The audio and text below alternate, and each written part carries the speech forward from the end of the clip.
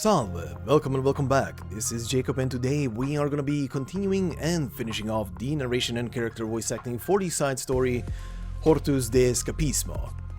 So then, considering this is the final part, several things will be included into today's narration, but before we get to any of that, as always, to anybody who bumps into these narrations through this episode, the playlist for this entire thing is in the description of the video if you want to start from the beginning, of course, and if you want to know if any of the other side stories are connected to this one, just refer to part 1 of HORTUS. So, thank you, enjoy, and have fun. And as always, thank you very much as well for all the likes and the comments on the previous part as well. What an episode to really be released right on Christmas, am I right? Oh boy, that last part.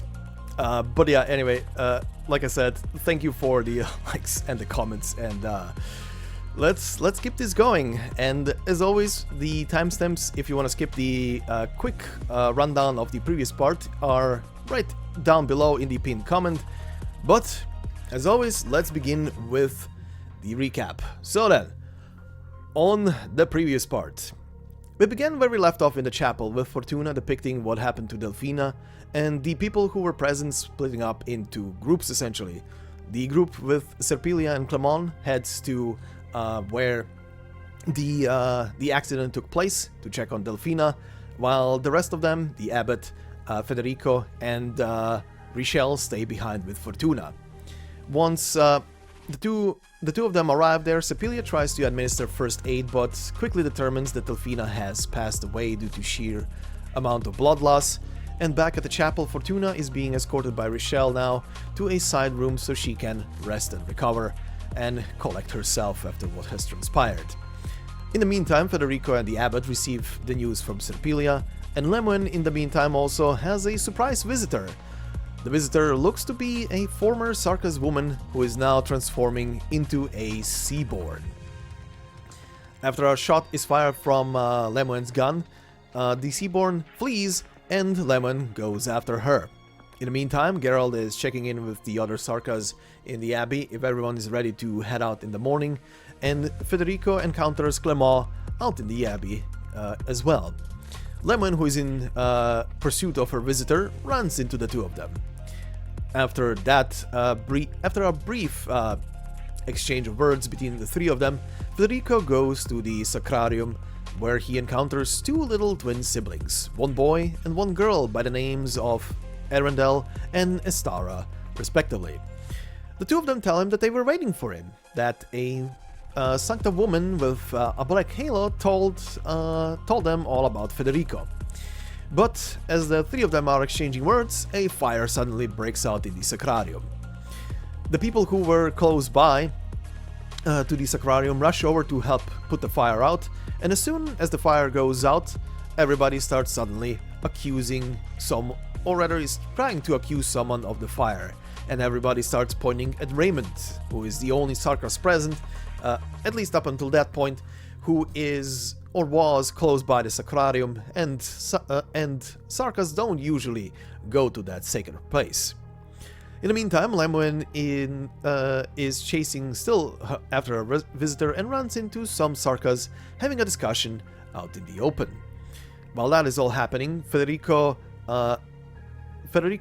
addresses the accusations against Raymond and very quickly dismisses them, as there is no clear evidence that it was Raymond himself. Geralt then arrives at the sacrarium and invites Federico and the rest to come with him. Lemuen chances upon her visitor again, but this time the visitor speaks back. But then another visitor appears, and it's none other than Aulus. But as that all is taking place, back with the Geralt, Federico and twins Raymond group, the twins are expressing that they are starting to get very sleepy, and Geralt sends them together with Raymond to get them to bed in one of the empty houses close by. But before they head out, the twins have a few words with Federico. He promises to help them find their mother, and the girl, before she heads away, gives him a good night peck on the cheek. Like I said in that episode, that is the moment where his heart grew 3 sizes. But yeah, it is also one of the first times where Federico was at a loss for words, actually, for a brief moment. Meanwhile, Lemuen starts an exchange of, well, bullets with Aulus, who is promptly deflecting them with his pointy little rapier, or sword. Actually, I'm not sure what it was anymore. I keep forgetting if it's a rapier or a sword. But anyway, the two of them have a exchange in violence, and as she's not getting anywhere with how things are standing and needs to accelerate things essentially, she decides to do something very drastic to pretty much bolster her combat readiness, so to speak, and that is to maybe potentially, well, revert a bit of her recovery that she has gone through over the past years. She pushes her wheelchair aside and stands up, now ready to face Aulus at full might. The Seaborn, in the meanwhile, as that all is going on, arrives at the hut where the kids are sleeping, while Richele overhears the abbot give a interesting confession and Geralt continues his conversation with Federico. It turns out that the Seaborn woman is the same Sarkaz woman that Geralt is looking for by the name of Hymen, who is also the same person who took the twins in. We see that the kids were never in danger, as Hymen is leaving the hut after checking on the kids and how they're doing and tucking them in to bed. As she is leaving the hut, she runs into Federico, who was about to potentially shoot her on the spot, as he is determining her as danger, but also is not detecting any kind of self-preservation from her. But Geralt, who recognizes Hymen in the Seaborn, stops Federico before anything drastic happens. After that, Federico and Geralt return to Geralt's home and continue their conversation. Federico finally lets slip that he knows who Geralt really is, or was, a mercenary by the name of Host Tiffandale, one who has committed quite a list of crimes against Laterano itself in the past. Meanwhile, a group of Sankta soldiers led by Oren is getting closer and closer to the abbey, and Fortuna has a surprise visitor as well, in the form of Raymond, who wants to save her. Back at Geralt's place, Clement arrives, and Geralt starts to form a new plan to ensure that all the Sarkaz make it out alive.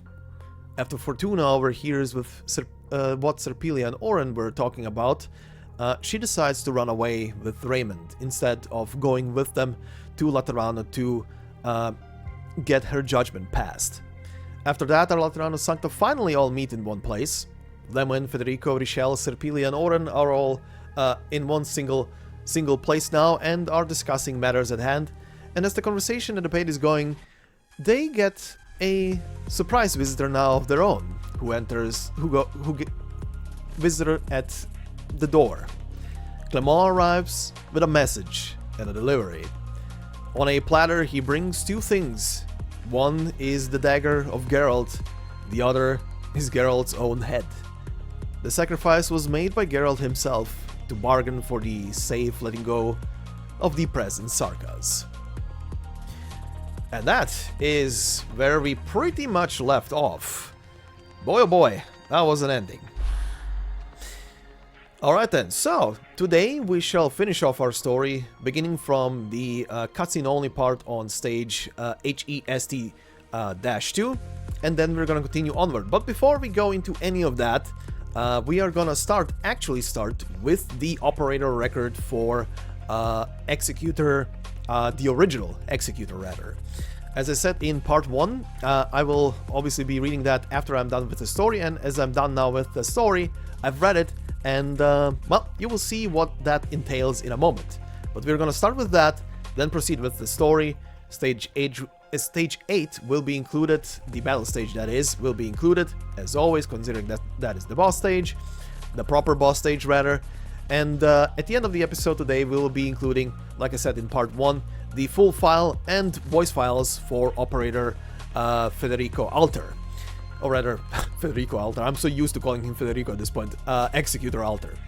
But anyway, let us start with the Operator record. And here we are at Executor's Operator record. That is also titled Executor. Now, before we head in, I have two just quick things to say before we start, just for pure context, and so that nobody gets confused about what is in this thing and who is talking. Now, number one, timeline-wise, this is set way before the events of HORTUS and Guide Ahead. Essentially, as you're gonna notice, this is essentially around the time when Federico just started out as an executor. And that brings me to part number 2. This entire record is a conversation between two people, one being Federico, the other one being a unseen party, which we, the readers, are going to be using as a point of view, essentially, for this entire record. Now, I'm bringing this specifically up because, as we are using a person as a point of view for this thing, we will also be able to select multiple text boxes, responses, questions, and so on and so forth. And I'm bringing it up specifically because usually in the game, in the vast amounts of times we get to do this, is when we are controlling, or rather assuming the role of the Doctor. There are a couple of exceptions here and there in some side stories, but it is very rare that we get this same kind of interaction, essentially, from another character that is not the Doctor. So I'm bringing it up just not to confuse anybody with when the text boxes start appearing on the screen and you're like, is this the Doctor talking to Executor? No, this is someone completely different, especially because this is also taking place in Laterano, yeah. But yeah, anyway, let us begin with the Operator record. As I said, it is titled Executor and it says, he's just applied for the funding to purchase 100 scoops of ice cream.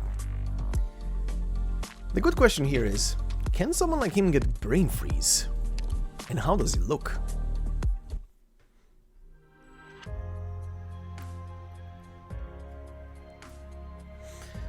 Name Federico Giallo. Correct. All psychological indicators are currently normal, with no sensation of discomfort. Ready to accept inquiries. This is just a chat and not an inquiry. Understood. I will answer all questions truthfully to the best of my knowledge. Proceed. This was my first encounter with this deadpan stone-cold new hire. Last year, the Notarial Hall recruited 3 new trainee executors, but unfortunately 2 of them were ultimately unable to join our ranks. One failed the traineeship period's assessment exam, while the other suddenly discovered that inheriting the family dessert shop would be a more fitting career path and handed in his resignation the day before he was to start as a regular. The last one remaining was this young man by the name of Federico. Federico, I'd like to hear your account of how the mission went again. Understood. This mission was dispatched by the Notarial Hall, the party a deceased Lateran citizen. The party stated in his will that he hoped to find his lost heir and bring the heir back to Laterano.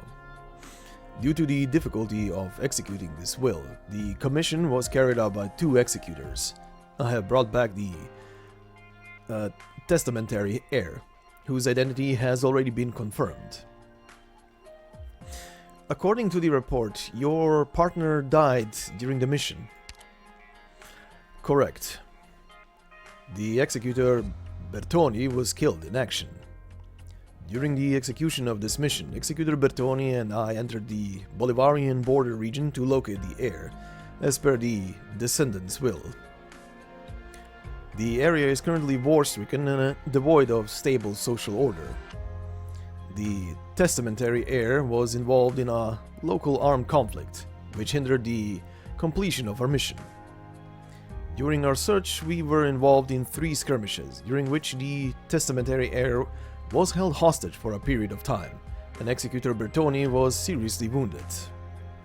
His injuries were severe, and it was difficult to render life-saving treatment given the circumstances and requirements. He made his own assessment and decided on the next course of action.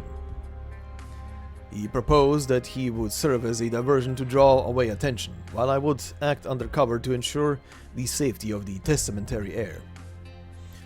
Given the situation, I determined this to be a reasonable course of action. Up until this point, his account of the mission contained not even a single half-truth. Our executors are dispatched to some of the most dangerous places in their line of duty. It is not uncommon for them to expire in the course of their duties. But Federico's situation is somewhat special. The colleague in charge of handling this case had a number of concerns, which is why I am now standing here questioning this young man. However, you didn't act according to his plan. If I may be blunt, Executor Bertoni's plan conflicted with the will we were to execute. The will, in addition to explicitly requesting the notarial hall to locate the missing heir and escort the heir back to Laterano, had a further implicit request. I hope that all Laterans may return to their homeland. This was the final request attached to his will. Now that his will has been processed by the notarial hall, it is my duty to see it executed to the fullest extent. I hope that all Laterans may return to their homeland. A wonderful wish, but I must say it is truly a component of the will that... Is it truly a component of the will that requires execution? I look into the pair of eyes before me. They are resolute, calm, and do not betray even the slightest ripple. How I wish I could see something beyond that expanse of pale blue. In Executor Bertoni's plan, his course of action regarding himself was unclear. The situation along the Bolivarian border is chaotic, and the lines of allegiance there are murky. There are many forces among them that are hostile to Laterano. Under such circumstances, I could not abide by the plan and leave on my own with the testamentary heir. I request your understanding. You knew exactly what state Bertoni was in when you carried him back to Laterano, yes? Yes, without a doubt. Executor Bertoni was largely incapacitated by the time we tried to escape, so I was responsible for carrying out the subsequent arrangements. The weight of a grown man was within tolerable load capacity, and did not constitute a major problem. At the time, his blood loss had already exceeded the tolerance limit of the human body. His temperature had dropped to a dangerous level, and he had quickly lost consciousness. On the day we broke away from the Bolivarian border, Executor Bertoni was confirmed deceased. Not the first time I've heard of a colleague's passing, and it won't be the last time either. What I find inconceivable is, what would Bertoni think now, were he that capable of knowing what happened? Would he want to see someone so young injured to the point of near death just to bring him back to Laterano? He certainly would not approve of what you did. Executor Bertoni did, in fact, object. But he could not provide a reasonable explanation for his objection, so I chose to maintain my decision. When considering my duties in tandem with the situation at hand, the execution of the descendant's will took priority over Executor Bertoni's personal wishes. If there are special circumstances, I will take them into consideration. This is what I came to understand. Another thing that made Federico Giala unique. This young man is somewhat lacking in empathy. The decision we reached before was that this deficiency would not affect his work as an executor. But now I might need to re-evaluate the decision. Federico, do you think that Bertoni's wishes were unimportant? I respect Executor Bertoni's wishes. Executor Bertoni was one of the participating functionaries of this mission. As executors, it is our common wish to ensure the smooth execution of the descendant's will. I do not believe there has ever been any disagreement regarding this point. I begin to want to let out a sigh. Bertoni ultimately decided to use himself as bait, so what do you think he was trying to accomplish? Instead, the young man in front of me rushed into the brawl, almost paying the ultimate price, coming back with scars all over his body just to retrieve Bertoni. Does he really not care? Does he truly not understand what Bertoni wanted? Federico, can you understand how I feel right now? The young man in front of me does not speak. He looks at me as if trying to determine something, but what is there to determine? Suddenly he moves. He picks up a pen and draws something on the piece of white paper lying on the table. It is a circle. What you feel is grief. During your line of questioning just now, you were trying to test me. You exhibited doubt, sadness, and many other emotions. The young executor draws more lines on the sheet of paper. I don't understand the cause of emotion, and it's difficult to grasp what emotions mean to individuals, but I do understand their consequences. Different emotions can be substituted with lines. Straight lines and curves form different patterns, which is very helpful to me. Due to a birth defect, I am unable to emphasize with others like most of my kind. But this does not affect my work within the Notarial Hall. I will carry out the missions assigned to me. If necessary, I will attempt to understand the emotions of the descendant or other contractual party. As Federico says this, he suddenly pauses for a moment. My mood has already changed as a result of his answer, but what he says next astounds me even more. After finishing Executor Bertoni's post-mortem processing, I submitted an application for the execution of his will to the Notarial Hall. Before carrying out his final act, Bertoni said to me, "If I make it back alive, I swear I'll attempt the 10-scoop challenge at the gelato shop in front of the Basilica. If luck isn't on my side, then I'll need you to eat 100 scoops for me." The above is the oral will of Executor Bertoni. That was likely nothing more than Bertoni's form of self-deprecation or some joke. Finally, I couldn't hold myself back from cutting in. The lines he drew formed various geometric figures arranged into an orderly array upon the sheet of paper, but my eyes see no rhyme or reason to them. I can't help but wonder, did Bertoni have his own diagram of this sort when he uttered those words? Your Cardinal. I have the ability to determine whether information is truthful or not. Though I'm unable to emphasize with him, I have had similar experiences, and able to determine whether he truly meant those words. Because it is extremely rare to have misunderstandings arise from the receipt of false signals. Federico maintains his composure from beginning to end. Anyone would think that him a cold and heartless man. Just a few minutes ago, I was trying to determine whether his lack of empathy would affect his work for the Notarial Hall. But now I once again find myself beginning to sigh at this young man's performance. I ask myself, yes, Federico Giallo has his flaws, but so what? Could it be said that because of his flaws, he is an emotionless, mechanical, and unfeeling individual? Is this method of reading emotions through lines something you were born with as well?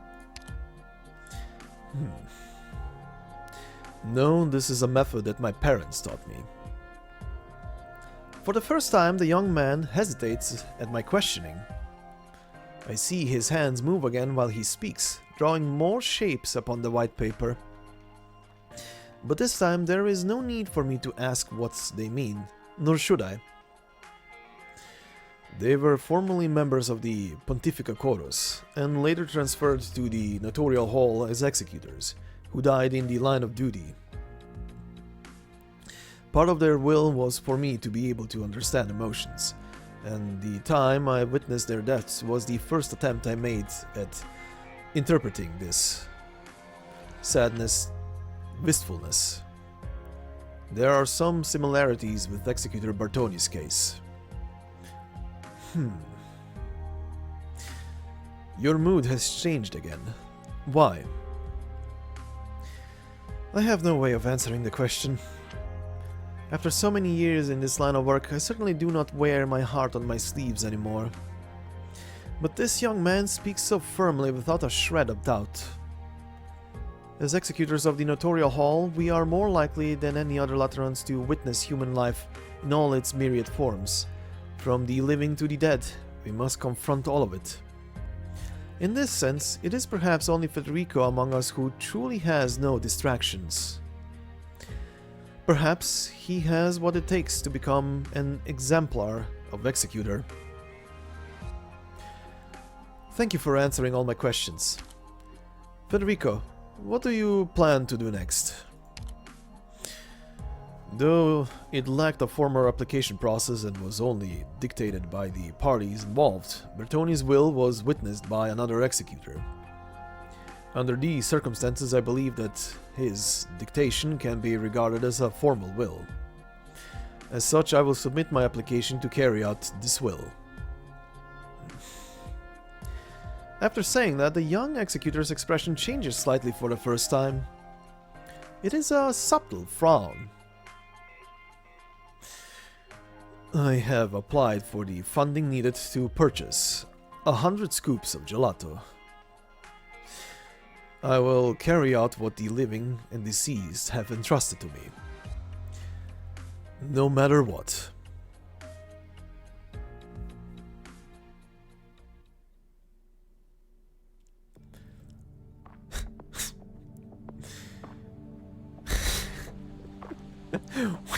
What even to say there? Besides, good luck with the ice cream. Anyway, that will be it for the record. A unnarrated version like the other records that are uploaded on the channel will be uploaded a day or two after this goes live. I have already recorded it without the narration, so it's prepared and ready, but it will obviously go up after this episode is live. So for those of you who want to go back to it and watch it, you will be able to do it easily through that one. But yeah, that is it for the record. That was definitely an experience, and now let's see the ending of this story and well, maybe some developments with our dear Executor. Alright then, let's go back. Alright, and let's begin with our story now, with HEST-2, titled In the Garden. Though no longer unblemished, this flower still has not changed.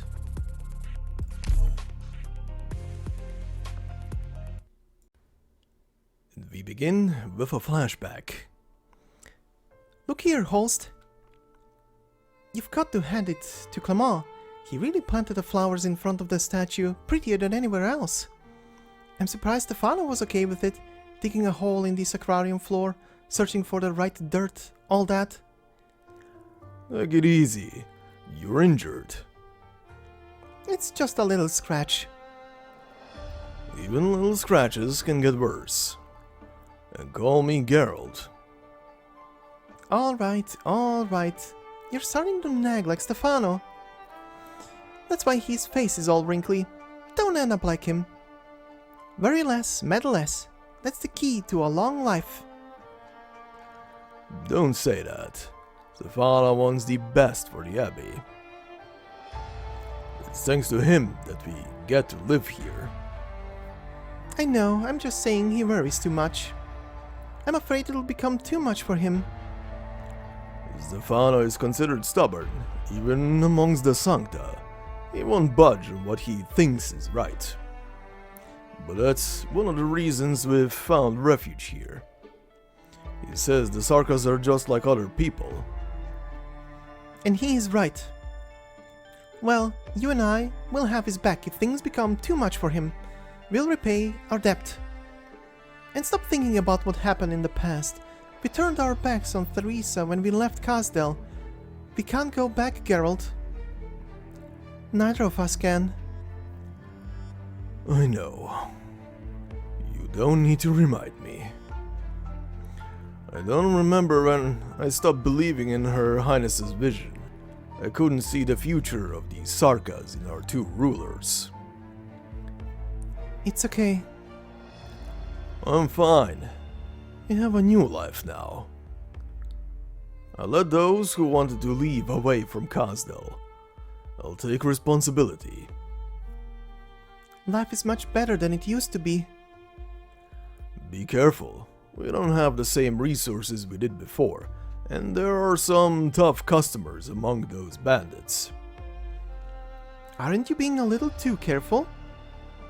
How long will it take for the infamous mercenary to become a humble hunter out in the middle of nowhere? 5? 10?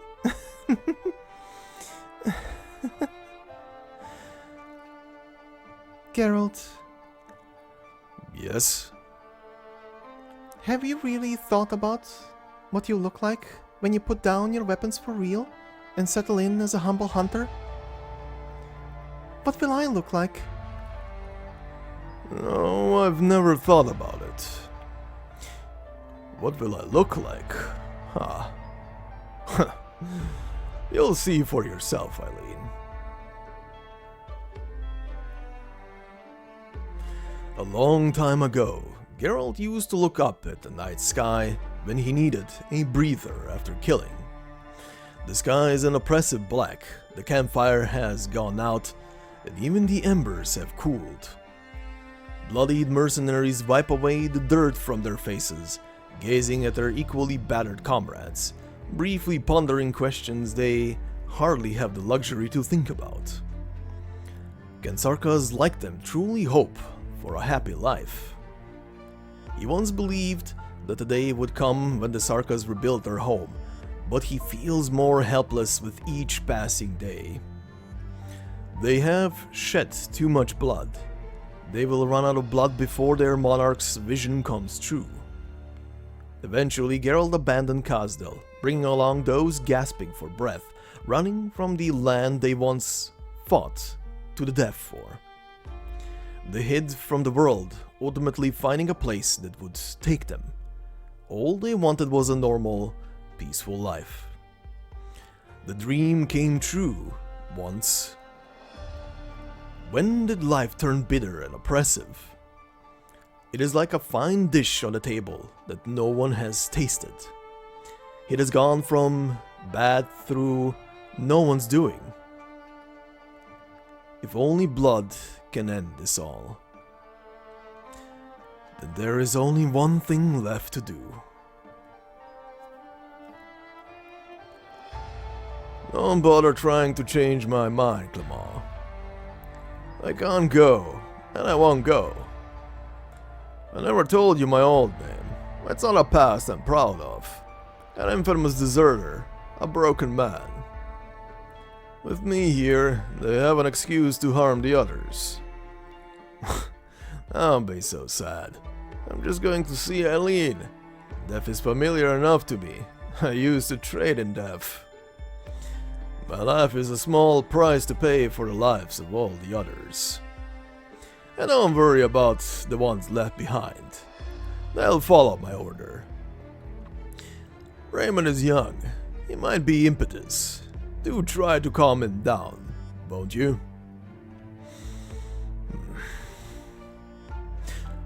Finally, tell Stefano that we probably shouldn't have stopped back when we were wandering the wastes. Maybe we shouldn't have tried to stay. But this place was too good. It was like a dream, living together for so many years. Sooner or later, though, we all have to wake up. Tell Stefano, gratias, and me painite. I'll leave the rest to you, Clement. Here, at the end of it all, am I a hunter, or am I still that mercenary? I'm sorry, Eileen. I don't suppose you'd like what I've become, what I look like now.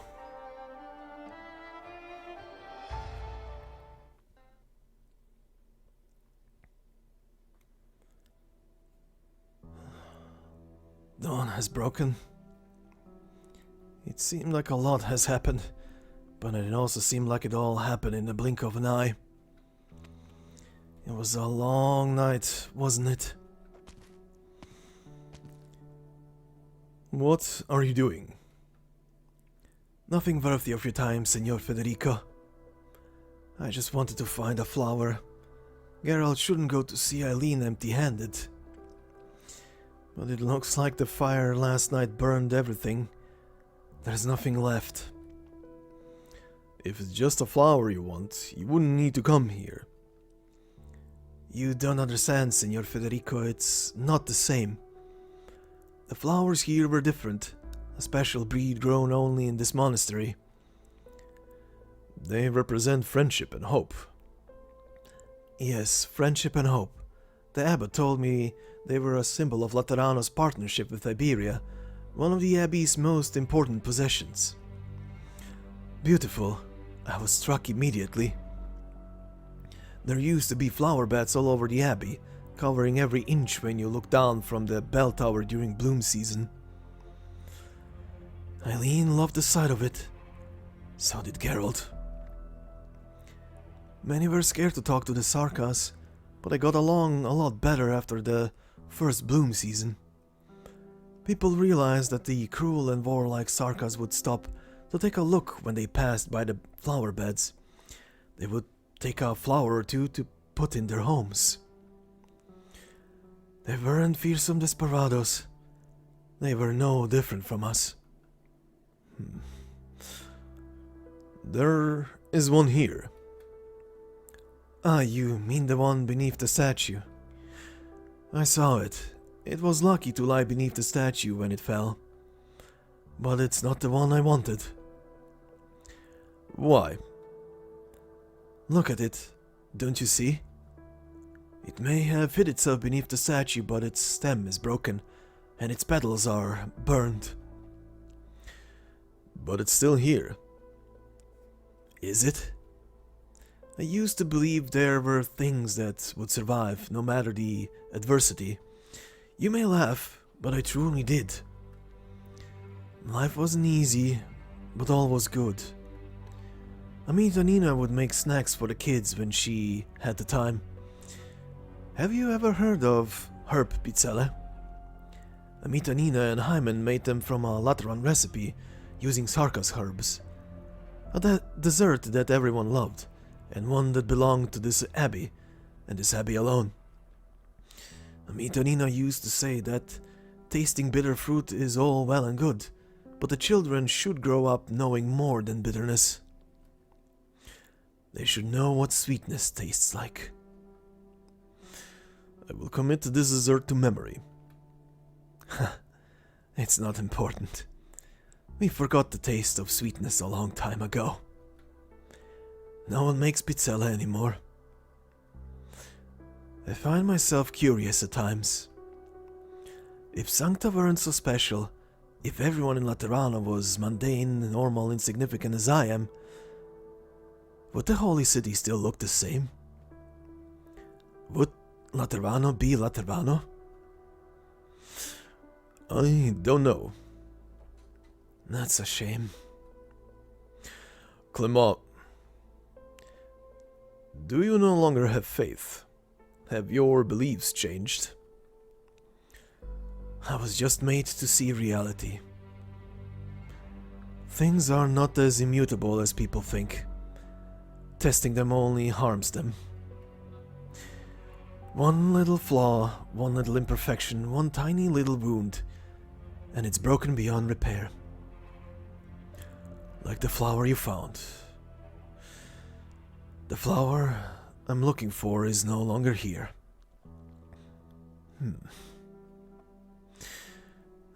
It's almost time for matins. I should go.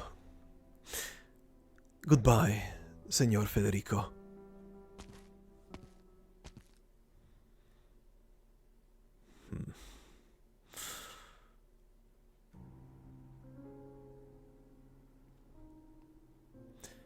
Federico Giallo stands alone in the morning light of the sacrarium.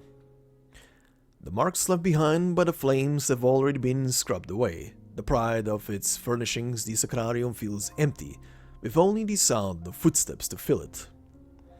Federico is an outstanding executor. He has been with the notarial hall for 6 years, carrying out his duties with excellence. But this is his first year as a saint. There is no one to guide him or instruct him. The silent saint picks up the broken and burned flower. The statue protected it from the flames. It was a miracle that it survived the fire. But this miracle is worthless in the eyes of another. The flower is still here, but it is not the one he wanted.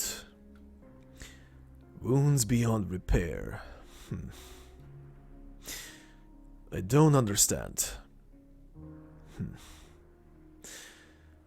Would Laterano still be Laterano? Insufficient data to reach a conclusion. Executor Federico realizes with a start. Clement's expression was too calm. He did not mention Geralt's death, nor the arrangements of the other Sarkaz. What about himself? Words without action have no power. That is why he did not say he would find out the truth. Nor did he say he would fulfill Geralt's last request. Federico gazes at the broken flower before his eyes. He has a feeling that someday he will find the answer to all his questions in this flower.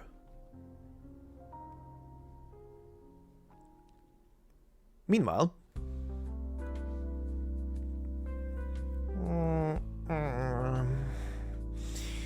morning, Sarah. It's time to wake up.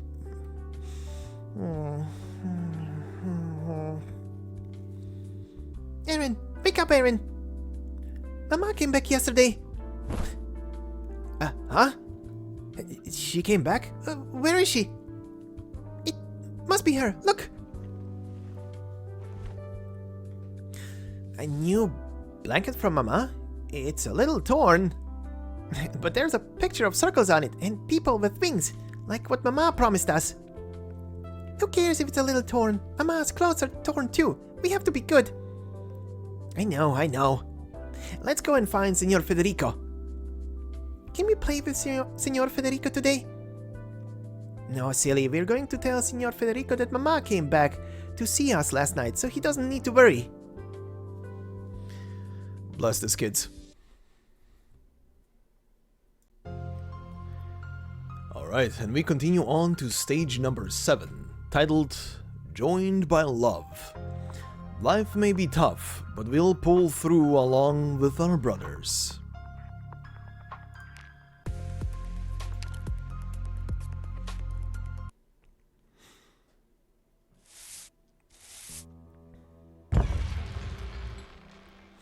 Ah, there you are, Father. It's your turn to clean the chapel today, Jori. Gratias. Just doing my job. I had trouble sleeping anyway. I'll fetch the sacramental bread. No need. Oh, right, look at me. Dust all over my hands. Hey, say, do you smell something? It's, pretty faint. A strange smell? No, a pleasant one. It's fresh. I sense in it vitality. It's hard to put into words. It's like standard downwind. I don't know where it comes from, but I feel like I'd get somewhere if I followed it. I think it's the smell of flowers, Jori. We don't have enough flour, so flour powder was added to the sacramental bread. The few remaining bottles of wine in the cellar have started to go sour, so I added some flour powder to those too. Clement harvested some flowers a couple of years ago, grinding them into powder and storing it in the cellar. He loves the flowers, just as he loves us. This will be the final communion we take before the abbey departs. We are short on food, however, so we must reduce each share of sacramental bread, even mixing in other grains. Please don't say that. I'm very much looking forward to today's communion. Then go and wash your face. Come back with the others when it's time for matins. I'll do the rest myself. Yes, Father.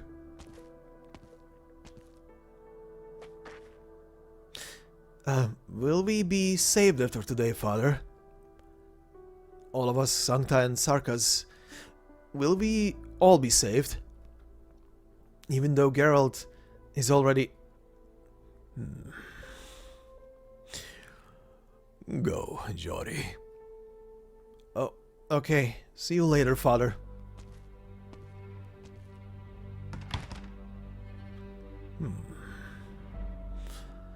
The old man closes the door. He climbs the chancel slowly. Stefano Torregrossa, the aging abbot of Sanctilaminium Ambrosii, carefully divides the sacramental bread and wine. His head is bowed. It is still early. The dim morning light shines through the windows behind the holy statue. The face of the statue is hidden in darkness, as is the abbot's own. Yes, we will all be saved.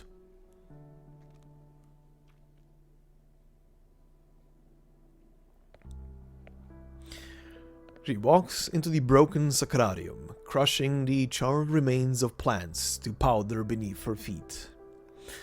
The arched roof of the sacrarium has collapsed in the fire, exposing the interior in the sunlight. The wind has carried away the smell, but there is no one to clean up the rubble. The marks of the fire will remain forever, unless the chapel is rebuilt. She takes a look at the collapsed statue, then abruptly turns to the empty space behind her.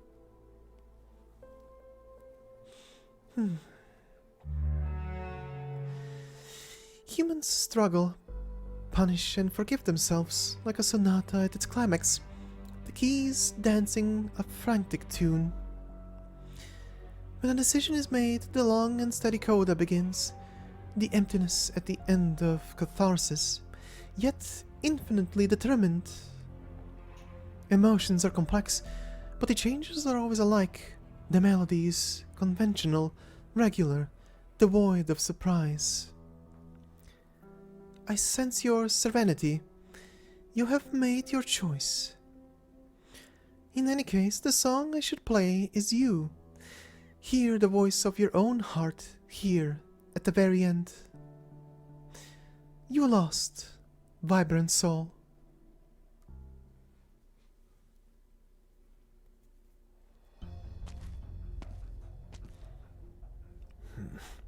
All the pots and chopping boards, signs of baking, but no smell of yeast in the air.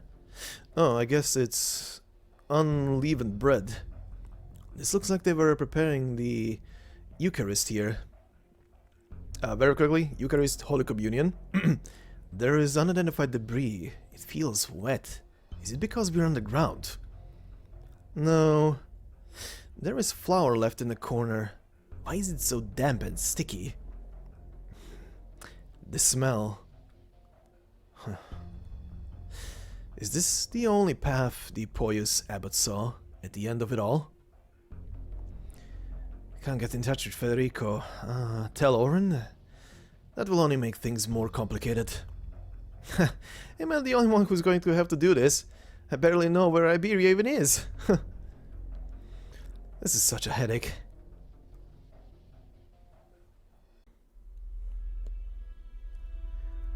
My forces will soon surround the monastery. I will command them to block every path in and out. You stay here and coordinate the assault. What is it? Are you sure you want to do this, Oren? Did you go over to Lemuen's side the moment you saw her? I don't think I need to waste my time explaining this again. But I'll stop you, Oren. Lemuen? she caught up. Buy time while I rendezvous with the troops. No way. Do you see the expression on her face? I'm not getting on her bad side. I still remember when she dragged me out of school and confiscated my drone. I never saw it again. Gratias, Serpilia. You never thought to convince the abbot to bring the monastery back to Laterano. That's your job. You never intended to let any of the Sarkaz leave. You've even got commandos deployed to carry out your plan. 50 men, the limit of what I can muster.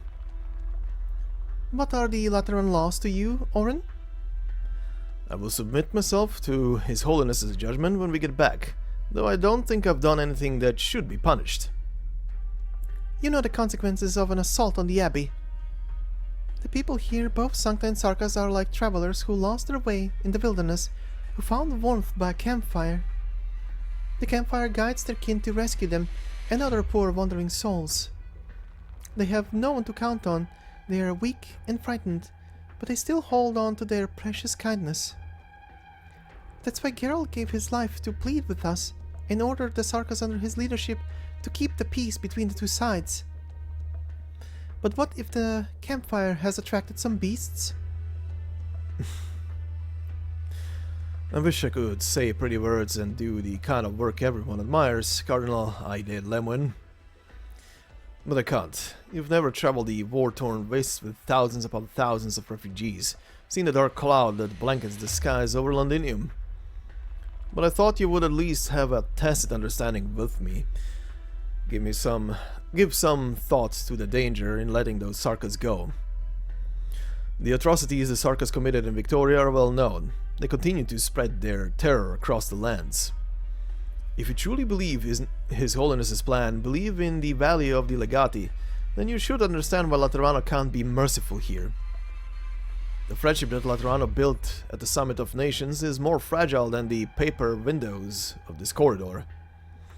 The Sarkaz in the abbey are resentful and affected by Arturia's arts. There is no telling what lengths they will go to in order to get revenge after they leave. Plus, what would happen if word got out that a Laterano-matic abbey has been colluding with the Sarkaz for decades? How will Laterano uphold its sanctity among the nations of Terra? How will she maintain her already fragile diplomatic ties? What will the Holy City look like when the fires of war burn? 50 men, that's all it will take to resolve the situation here, and bury it all in darkness. These Sarkaz are hunters, farmers. The only mercenary is dead. We saw proof with our own eyes. You're planning a massacre. You talk about upholding Laterano's sanctity when you're the one defiling it. Don't you see the hypocrisy in it? You're the hypocrite here, Lemuen. Lemuen the Silent, I know, wouldn't have blinked at something like this. Did 5 years of sleep change you?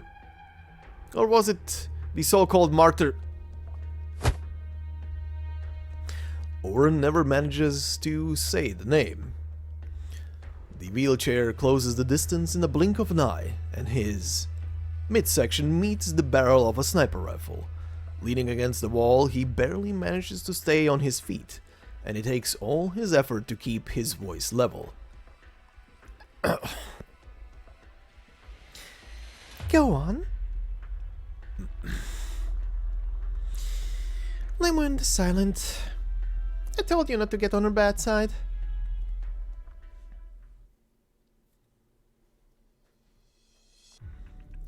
Team 2 at target location. Charges set. All 3 exits on the blueprint of Sanctilaminium Ambrosii are under control. If anyone tries to get out, the explosion will collapse the passage and force them back. More like bury them under the rubble. Team 2 was laughing about not being too precise here. Go ahead. Team 3 and 4 have taken the high ground. We have sniper cover in all directions. All teams in position. Right on time. Reverend Oren, we are in position to begin the assault on the Sarkaz in the abbey. Repeat, we are in position. What is it? No response. That's not good. Huh, don't worry about it. He probably has its hands full with an extra large crab. Does that happen a lot? All the time. First time on a special operation. Chill. The Lateran watches over you. Just make sure you're ready. He'll go in the front door if he can't reach Oren. Or if there's any unusual activity.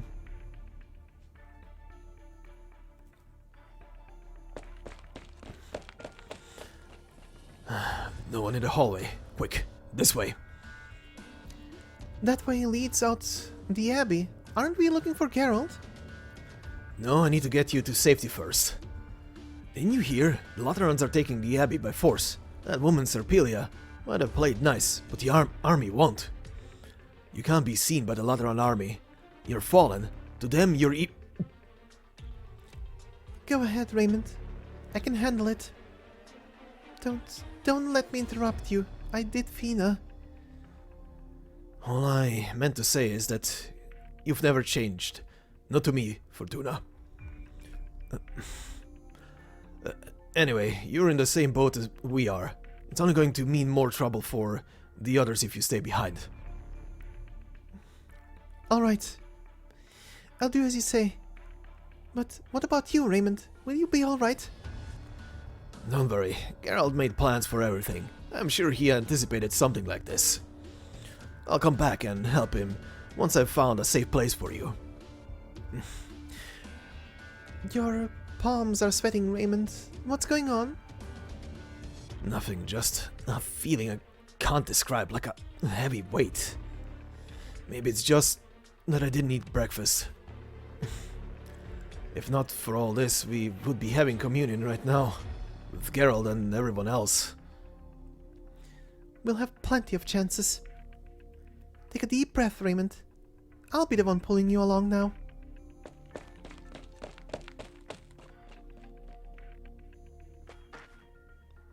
This way. The rooms here are all empty. No one will see us. I'm fine. We're almost to the front door. The Laterans might hear us opening the door. We go right as soon as we're outside. The rocks and tall grass should provide cover. Are you ready? I pulled the latch.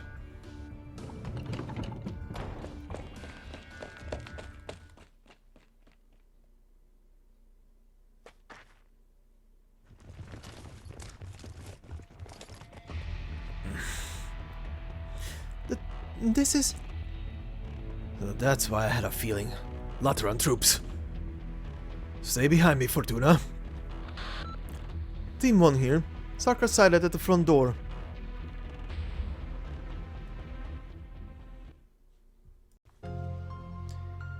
Alright, and before we continue into the after part, we have one quick enemy here to add, which is the Bounty Hunter Disruptor. A bounty hunter who uses melee weapons and knows a little Originium arts, pressuring their enemies with their ferocious appearance. Moonlights as a bandit when there is no bounty to hunt. And let's continue.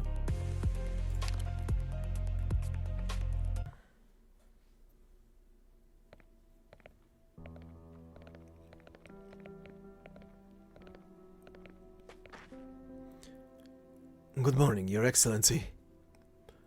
Good morning again, Jory. Please, see to the others. Yes, Father. Father Abbot, we...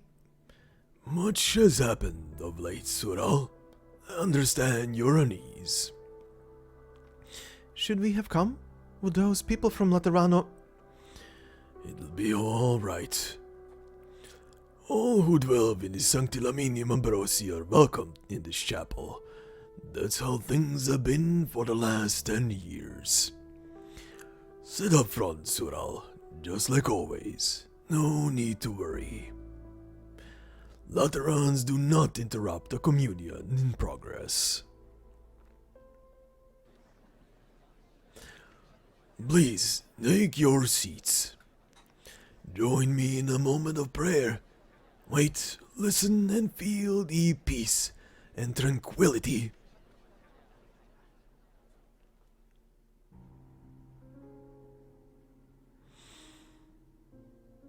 I am Stefano Torregrossa, abbot of the Sanctilaminium Ambrosii. The words believer and kin are not used here. The mundane world has certain conceptions of the Sankta and the Sarkaz, order and chaos, peace and war, angels and devils. We share the same conceptions. Our halos and horns are our most distinctive features, symbols etched into the very essence of our life. Our existence alone draws the attention of others. Yet we have seen the sun rise and set thousands of times together, and we gather here today to partake in communion, to share shelter and blessing. We have spent varying lengths of time here at the abbey, but even the newcomers amongst us have been here for more than a decade. For a much longer time, we had no way of knowing whether we had been abandoned or forgotten. We did not know what perils the path ahead would hold, that we would meet at a fork of which no one could know. We had conflicts, we had secrets, but we tried to accept one another. We know the names and habits of everyone in this chapel. We shared food and sheltered one another from wind and rain. We fought beasts and bandits together. We built houses and paved roads together. We plowed fields and harvested them together. We were brothers and sisters. We loved each other and treasured one another's peace and happiness as our own. The bonds that tie us went beyond any physical trait or telepathic connection, transcended any differences in faith and ideology. Yet after having endured the long night, it was the fleeting cold before the dawn that overcame us.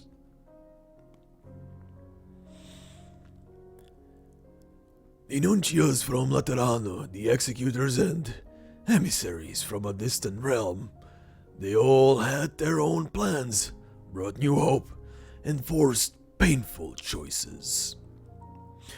We lost our battered pillars to fire and our respected and trusted brothers to conflict.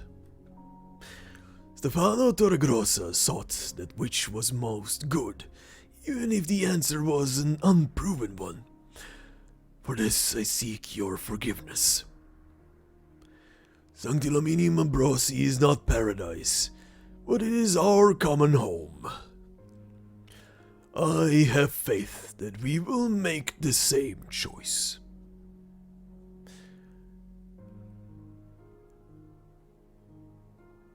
Now, I invite you to take communion.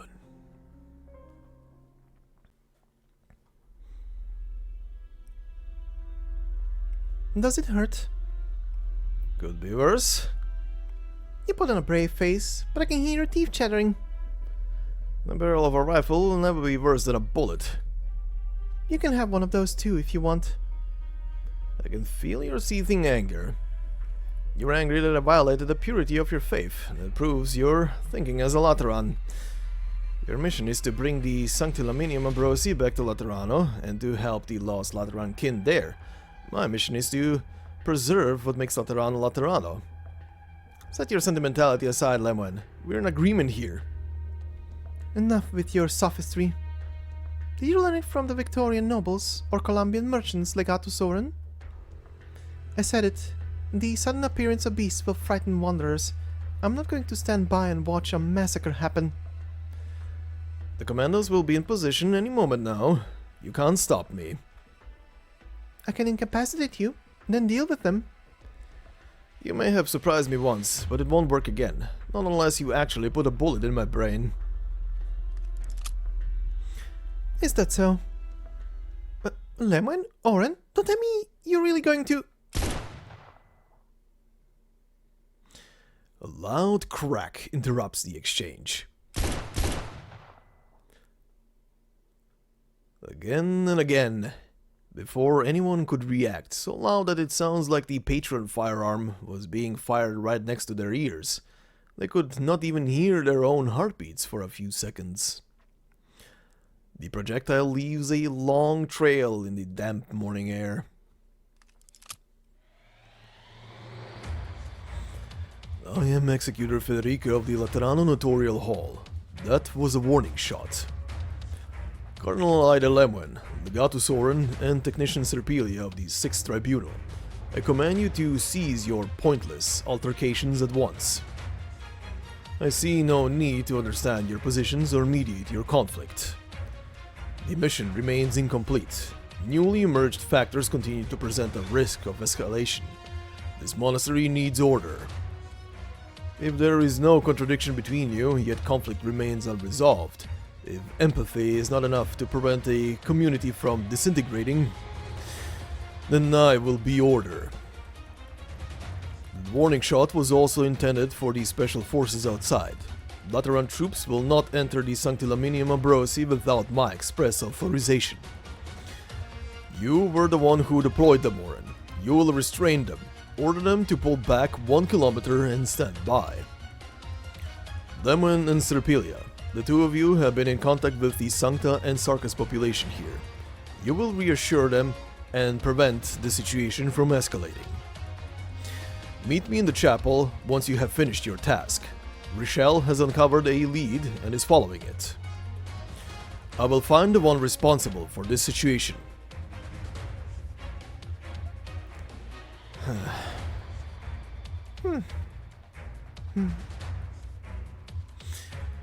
You will act now.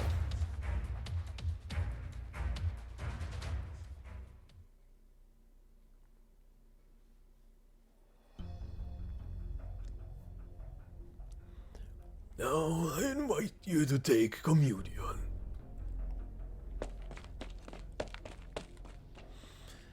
Guess I didn't make it in time. Richele peeks through a gap in the door and sees the gathered crowd return to their seats with sacramental bread and wine. In the chancel, the aging abbot looks up toward the door, almost as though he is looking at Richele. Richele thinks for a moment, then closes the door. He thinks for another moment, then takes out a spare gun grip, which he uses to latch the door handle. Almost. All that's left is to wait for it to, finish. Did Federico run into trouble? I guess I'm the only one taking care of things here now. What a chore. I should have taken the mission to search for the missing legatus in Sargon. It might have been a little far, but dealing with the people of the San has got to be less complicated. Am I doomed to be a workaholic? Truly, our fate lies not in our hands. Let's see. Patron firearm in good working order. If everyone inside is 1 bullet per head enough, don't tell me I'll have to use my fists. I should apply for paid leave once I get back to Laterano. The Notarial Hall had better approve it, considering my workload.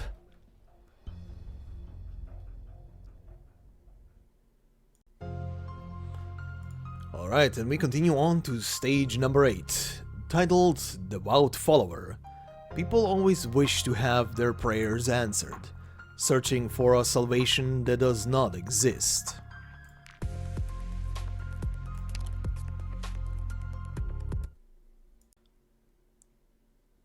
We begin with a quick flashback. All is prepared. Come, Martins, the people will take their final communion. Will your strings lament for me, or will they celebrate me? I am clueless about music, Arturia, just as I cannot understand you. Here you stand, and here I emphasize with you, yet you seem a total blank. I am no more than free to perform according to your Excellency's will. My music is but a mirror. A mirror? The elderly abbot lifts a porcelain tray. his hands quivering amid strings overtones. He appears as if wrestling with the sound that echoes throughout the dark, awaiting their end. He was still young when the sounds of paradise arose in the abbey years and years ago, so young that his reflection in the fountain did not yet show a single hair of white. Wild fowls were drawn to these rowing soils, fluttering through skies rich with organ chords, flying for the square. In his old age, the last abbot handed the monastery down to him, Cleric Stefano, the youngest of them all. You must be their keeper, that they live in paradise. And how? How would I see them stay in paradise? Abbot Torregrossa shuts his eyes. Storied is his life. The strings continue to echo, echo, echo. And then he lets his hands go. Ah, how painful. So this is your choice.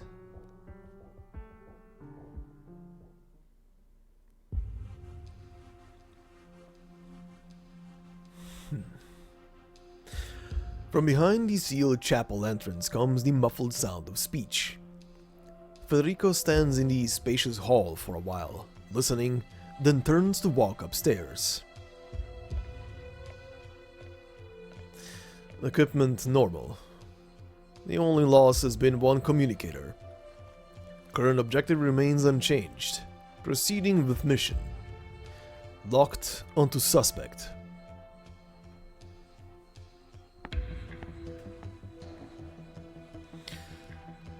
How are things in there? Communion should be over by now. Is it as bad in there as I think? Signs point to yes. Damn. How's Federico? Unreachable. The Church of the Deep doesn't breed pushovers for monsters. Does he know that? Someone needs to do the work. Status on Lemuen and Serpilia. They got your message and went underground to investigate. Alright, that means the trickiest job of all is all ours. Let's open up.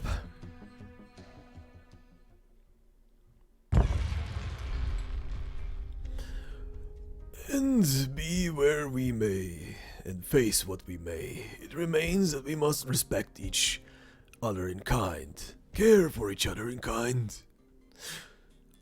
Good morning, emissaries of the Holy City.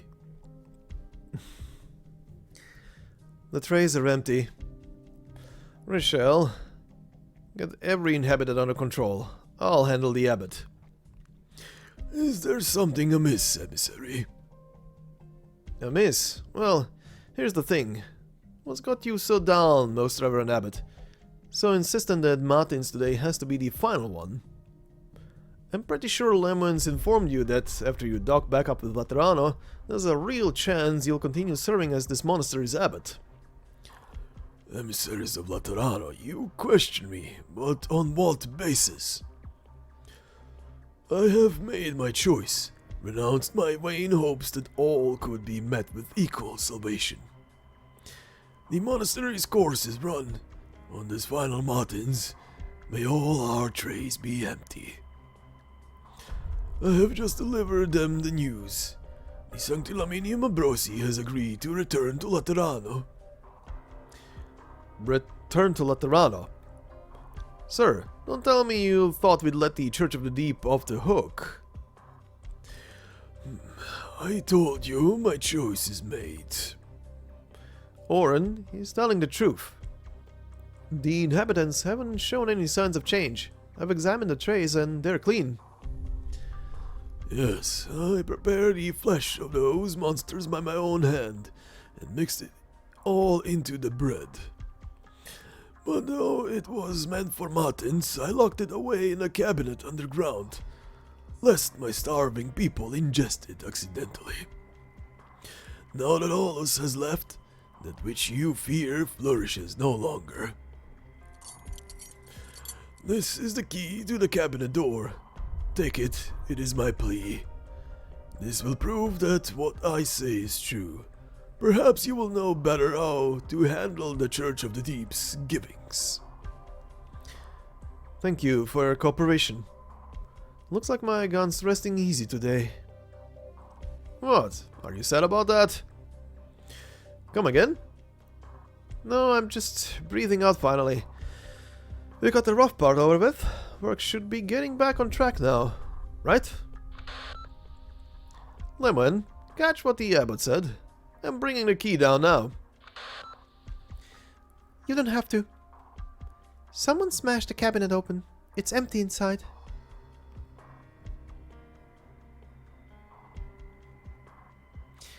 Yellowing napkins, pottery shards all over the floor. All the details line up with the abbot's description. And looking at previous accounts, the consequences of eating this stuff are irreversible. If it made them partake already, he wouldn't need to lie to us anymore. Which means someone's gone and thieved this little Eucharist. We have to find them immediately. Finding one person in the abbey this big, maybe a tall order? It's hitting me. I think we've all forgotten a few things.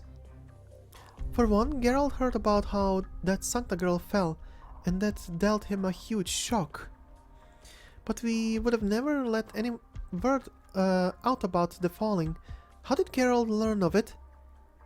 And for another, just what was the deal with that fire in the sacrarium? Without someone else's encouragement, the abbot might not have been so dogmatic either.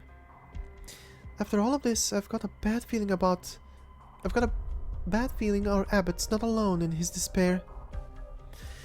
When Fortuna went into the chapel, I remember somebody else was in there.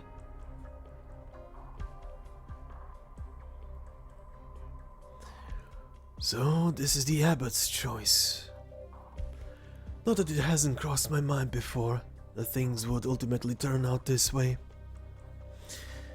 He is kind-hearted, so kind-hearted that he strode to this day, embracing such lofty ideals, and in turn, he lost the weakness at the very last moment. But I am not like him. It was long, long ago that I gave up hope. Oh, a guest. I have to say I'm a little surprised. I gave you fair warning, but I thought with all your rational, logical judgment, you'd conclude that there are other matters of higher priority to handle, or something like that.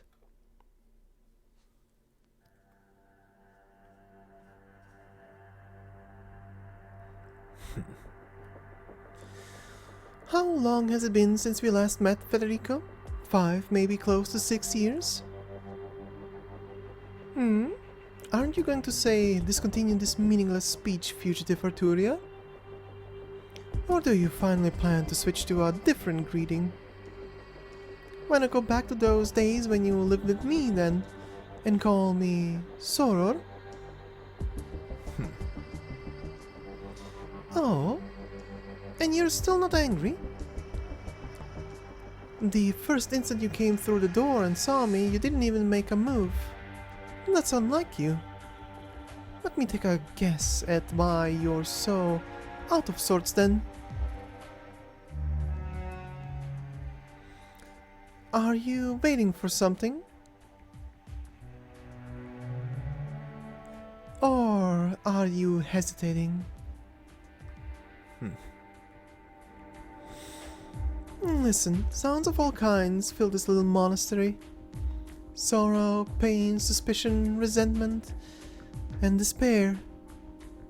All woven together, more exquisitely touching than any man-made melody could ever be. How very curious, Federico Giallo. Have you felt anything? Is there any note out there that can dance with your brain? The one so different to how normal people think? Fugitive Arturia, I have fully assessed your words and actions. My present priority to address is not you.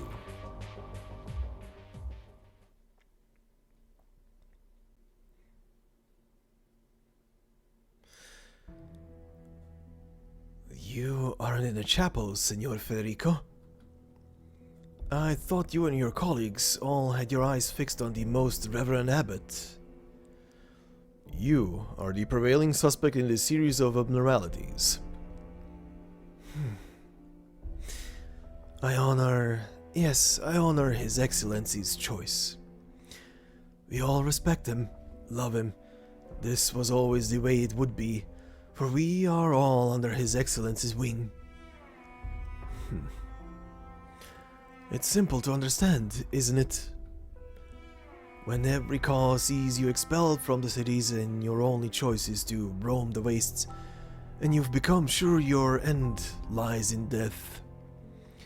When your stomach groans with hunger and all you ever find is despair, no matter where you walk, and eternity seems to have you trapped in the land that eats of men. That's when past a gentle hill and over the rock, you enter a canyon.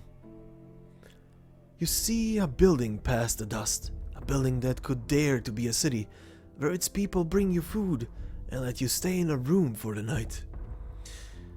Yes, there is only meager grit-like bread and a bowl of watery soup. Yes, there are cracks in the walls of the rooms forever in need of repair. But you have not died in the wastes. You have been admitted. And that is why some of you call this place paradise. Paradise. Yet it was a sham. Not long after I arrived here, I found that a Sarkaz friend of mine who'd caught a ripafy had vanished from my side. I spent an age searching for her, only to find she was here all along, in a room in the basement. They say it used to be a training room. Its walls are sturdier than all. It's to that room where they send the deathly ill.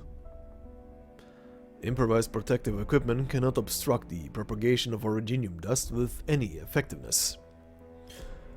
We didn't have any other way. Maybe you want to tell me how the sick could decide in their own final moments to leave the monastery and go out into the wastes alone to wait for death to take them? We can only bury this pain out of sight and cover our ears and turn not to look. We could never save anybody, and there is no one who could save us. But even this facade of serenity is waiting to be shattered in the end. And here we are. You've come. Our mission here is to maintain order.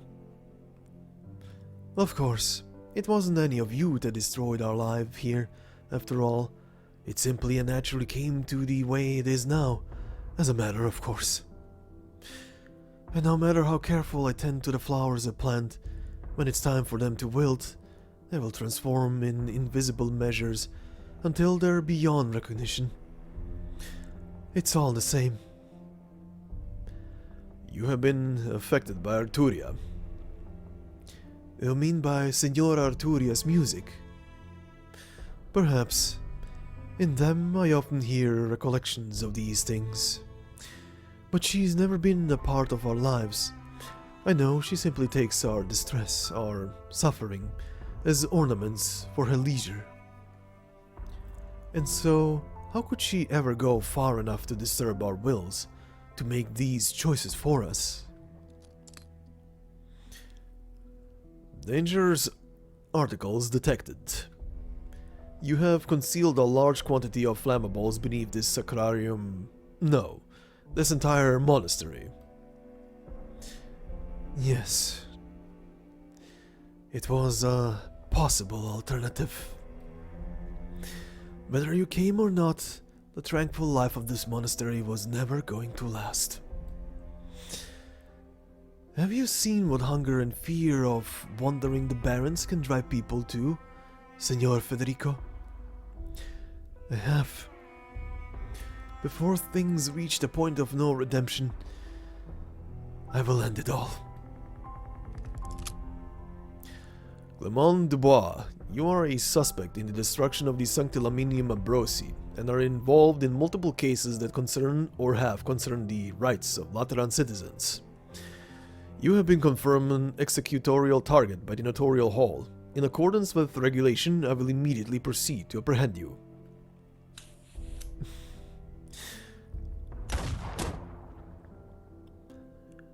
Federico never gives more warning than needed. The gun in his hands simply serves the place of speech. Clement has not collapsed. The wasting man clutches at his arm, where all feeling is lost, and gives a bitter smile. Destruction of lighter confirmed. Why won't you kill me? Why go to the bother of aiming for the lighter? Your actions have not directly led to the deaths of any Lateran citizen. The law would not sentence you to death. The law. So many years I've lived here, hearkening to His Excellency's guidance, following your law. I feel it's bound in ordinary times, yet it's chaos. In the time we need it most, it disappears without a trace. There was some point where the music of Signora Arturia became all I could even hear. Signor Federico, is it the law of Laterano that wants to save me? Or is it you yourself?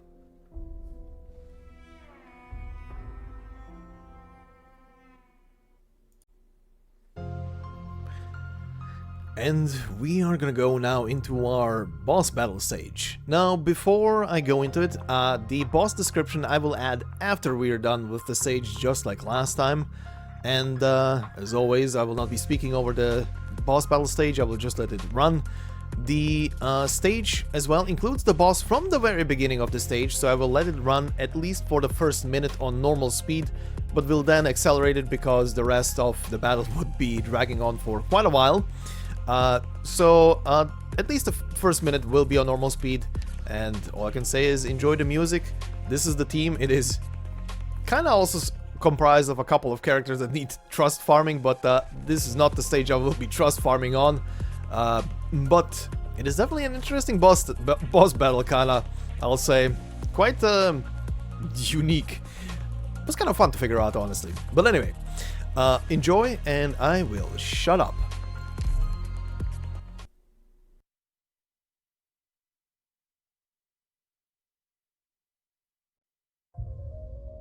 Sate, 罠に踏み込んでくる虫けらはどんなやつなんでしょうね。バット。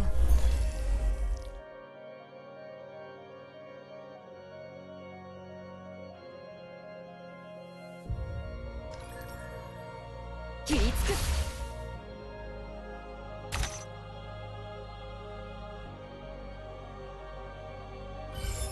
ちょっとからかってあげようっと。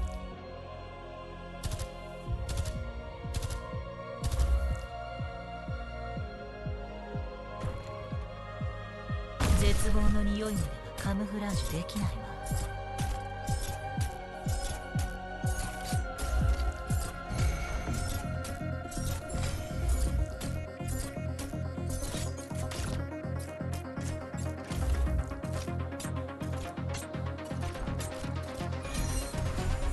祈りは不要です。ホートテルブレーション。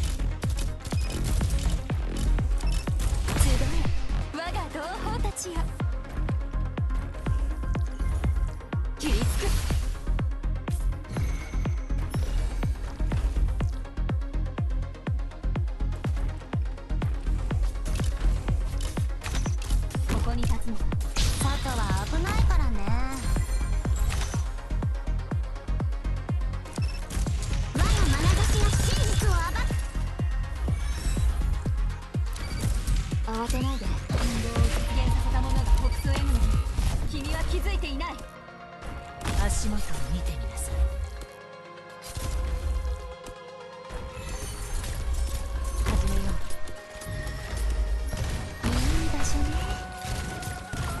黙っている。目標を確認しました。こ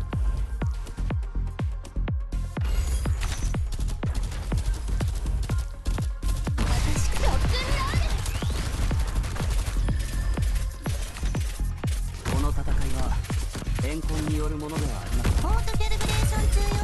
気配を感じたら剣を抜きます。皆さんの慌てないで。あんたそれ隠れられてないよ。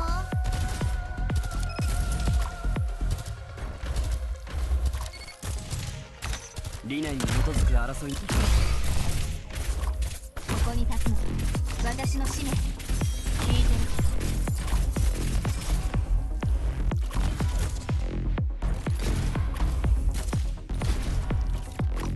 ちゃんと直すから。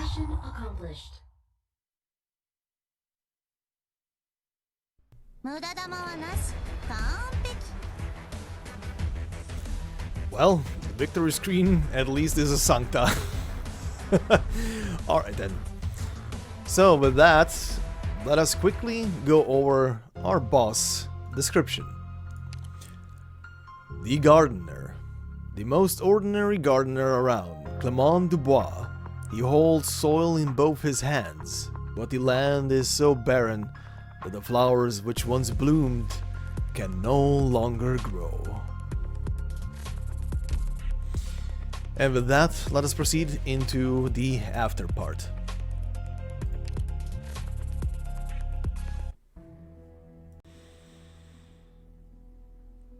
We should have something to look forward to in life. It's a funny thing to say out loud, isn't it? Granted, after all. If we don't expect the slightest thing out of life, then why are we endowed with life and born onto this world anyway? It can't be just to suffer, can it? You see, children don't think about such strange questions. Oh, childhood, how carefree were your days. Only when we've left it behind can we then appreciate its worth. For our adolescence and for our prime, the same thing goes. Filled with worries moment to moment, yet in time, you look back and wonder to yourself what those little worries even meant. Back then, we had strength we could never use up. We always wanted to do something or other. We always believed life would get better. And so we were earnest, and so we strove to live. How strange. Wasn't everything meant to get better? It's hard to say at what point it happened, but it was like I'd lost the vigor to long for the future. Narrower grew the spaces that could accommodate me. Thinner grew the air that could give me breath. Now my life was heavy, and I could see the end of it, and it had hope no more. As if a stone rolling down a mountain. And you can see, and I can see, it's not ever going to stop. It'll just fall, and fall, and fall. Until it's shattered apart.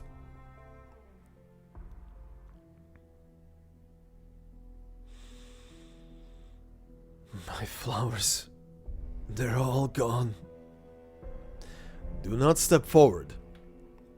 This part of the building has suffered repeated structural damage. It has a high degree of instability.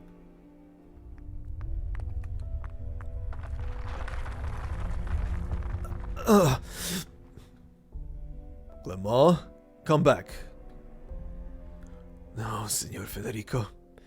I need to look one more time. You previously stated that the flower you are looking for is not here.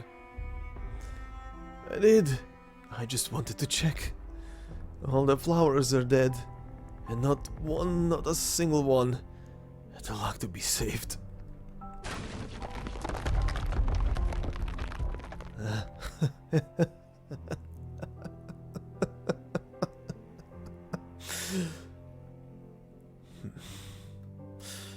I'm unable to analyze your behavior.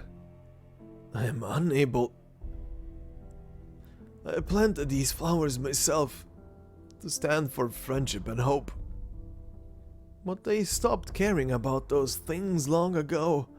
Nobody follows the flowering seasons anymore. They forgot the one thing above all they shouldn't forget. Isn't it ridiculous? How some could suspect Raymond of the fire just because he is a Sarkaz. After living beside each other for so long, the harder the times, the closer we should come together. So His Excellency says, I want like nothing else to believe him, and by all rights I should. But the truth is placed before me, and I can't turn my head away. Why do barriers never cease to be? Is mankind doomed never to understand one another? The tiniest chaos is enough to shatter the order. The moment confusion develops, people begin to hurt one another. Enough. I've put up with it for long enough. Clement staggers his way before the holy statue, scorched in the fire. No second lucky flower is there, only an old wooden tray, holding a few slices of driest bread. A staff of life somewhat strange in scent. Into his mouth it goes, and he chews. It is a faint brininess with a flavor as astringent as the tides.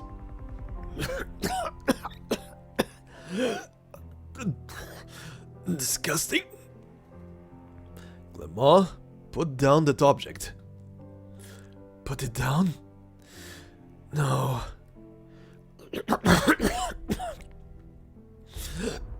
Last night I was intending to go to confession but ended up overhearing the abbot's plan.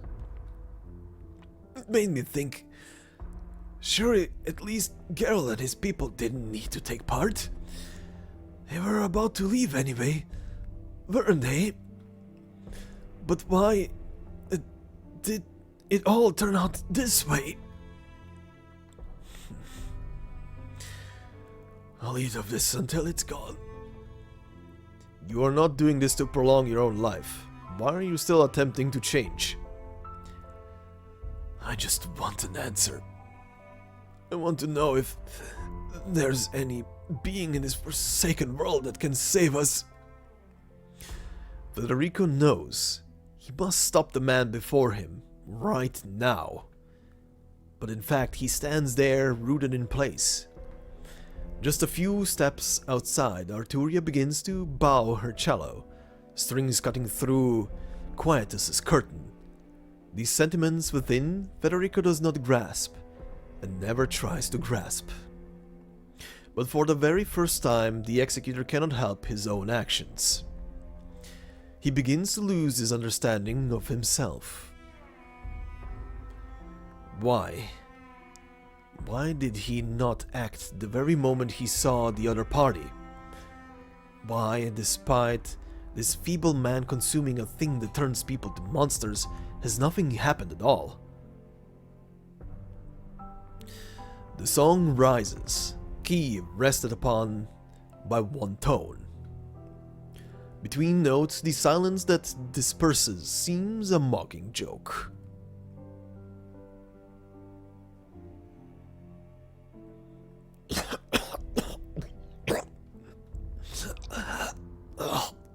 This blood? So, what? This is it? What's the point without? Respiratory rate quickening. It is possible that the blunt force trauma has caused bleeding in your lower respiratory tract or lungs. If steps are not taken, it may lead to suffocation. You require prompt medical treatment. Until then, I will perform first aid on you. No.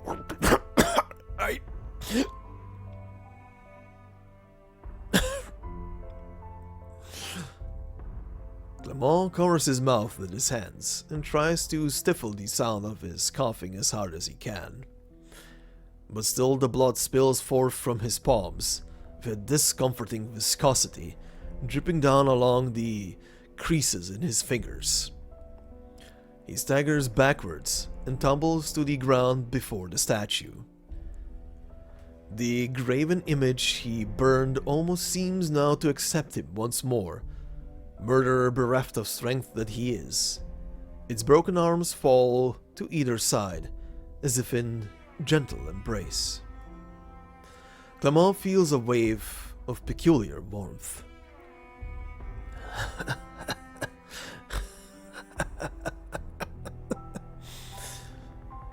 Look at me. Aren't I entirely alright? So even this turned out to be false. The abbot was made a fool of. There's no god out there.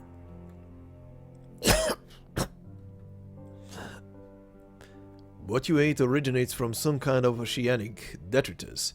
It is exceedingly probable to have induced mutation or on the psychological level, but it has never had anything to do with the god you speak of. Ridiculous. You are in terrible condition.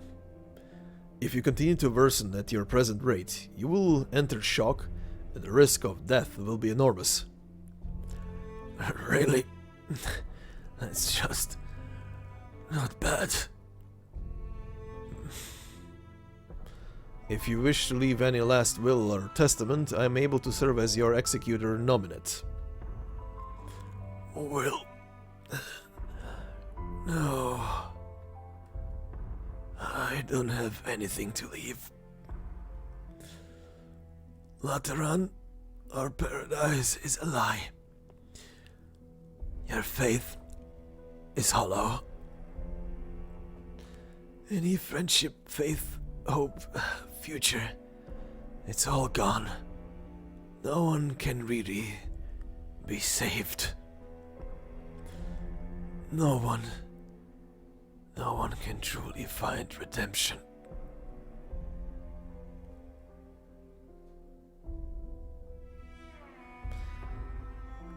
Is this a sort of choice? Is this some kind of happy ending? The executor stands there and moves no further forward. Beyond the touch of anything or anyone, all his tribulations gradually fade away. The very gardener finally closes his eyes.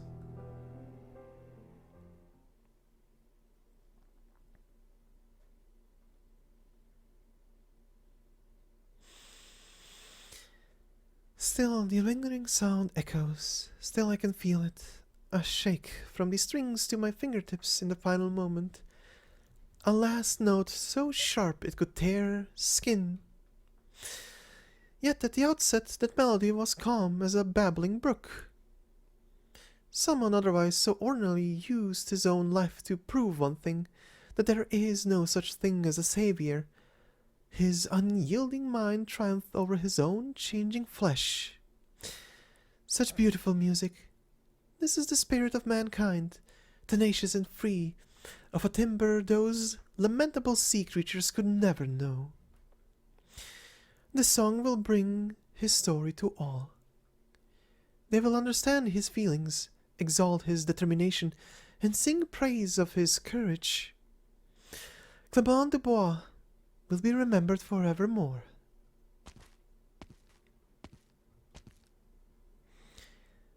Wouldn't you say so, Federico?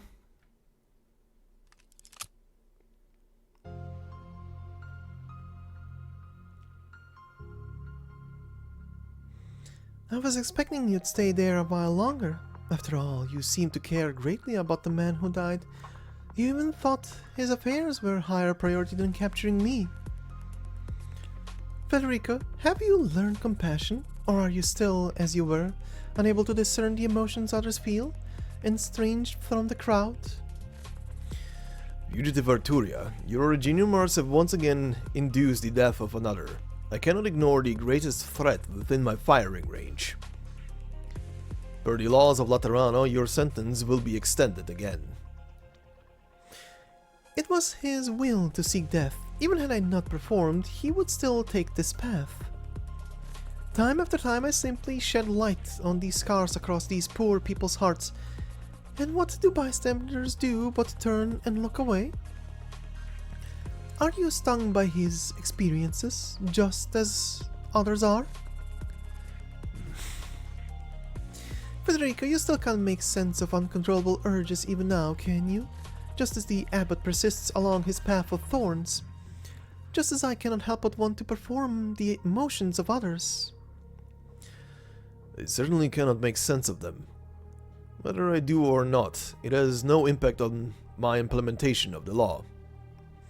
But I proceeded to the sacrarium so that Clement would earn his rightful treatment. He was not worthy of death. Oh? You wanted to save a man who intended to destroy himself. Haven't you realized that's not a notion logic would fit at all? Clement said that once a flaw, imperfection, or wound manifests in something seemingly perfect, it is broken beyond repair. I will test the accuracy of this statement. You have become just a little more amusing, Federico, but only that little bit. Perhaps come next time we meet. That's when I'll be able to play your mind. Sadly, it's time I wrap the strip up.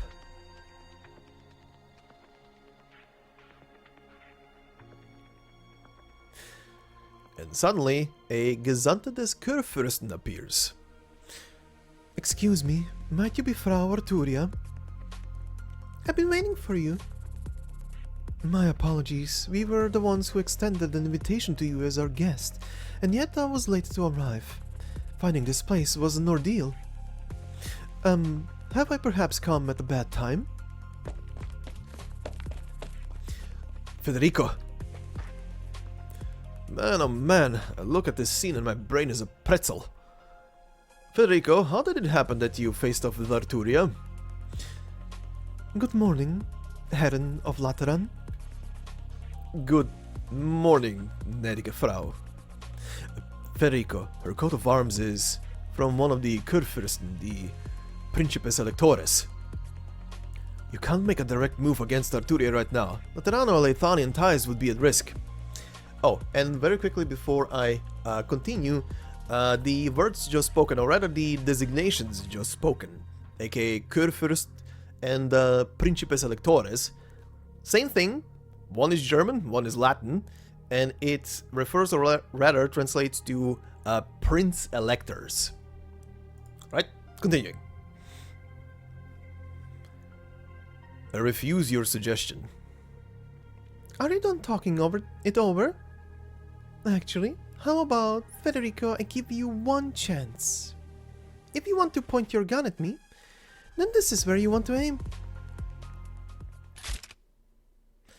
The black-haired woman clasps the Executor's tense gun hand in her own. She presses the muzzle against her own forehead. Just pull the trigger and your bullet will pierce my skull, and from then on I would never bother you again. Federico, do you want to do that? Why don't you give it a try? I am required to arrest fugitives. If the situation does not necessitate, then shooting to kill is generally not advised. But your argument is extremely rational. What are you... Listen to me, this could be an international incident! Hold on, Oren, I don't think I don't think things are that serious. No, she will be fine. You do not understand this woman. I'm only playing a little game. Frau Arturia, is this some kind of applied arts? Even so, what you just did was far too dangerous. Thank you for your concern. I'll be cautious next time, should there be one. Federico, think of this as a clue from me to you. Have you ever felt like there's a performance that never ends, but you just can't hear it? That until its grandest, most wonderful passages, everyone is deaf to it? Well then, the music is over, and it's time I went on my way again. Herrschaften of Laterano, Auf Wiedersehen. If you'll excuse me.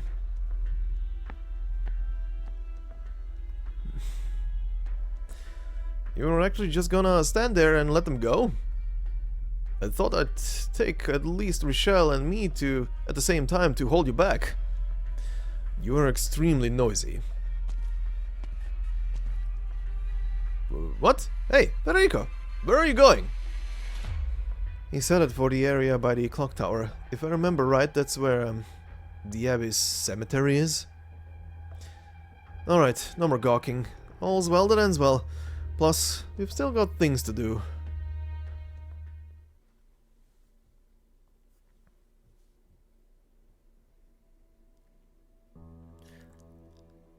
Senor Federico. Senor Arturia. They're gone. It's okay. Let's go look somewhere else. Why is there a man lying down here? Shh. He's asleep. We shouldn't wake him up. Oh. I know who this man is. He grows really pretty flowers. Same kind as Mama always brings home to put in the vase.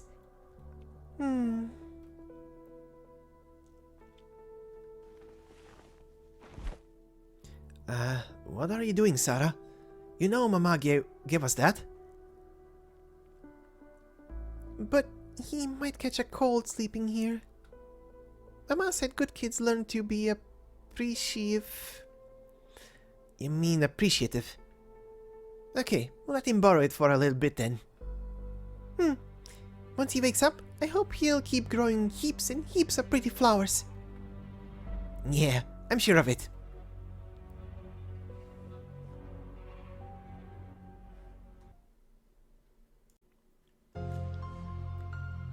Alright, and let's head into our final cutscene for the story. HEST 3. Guide by Light. I hope we can meet again one day in the Holy City.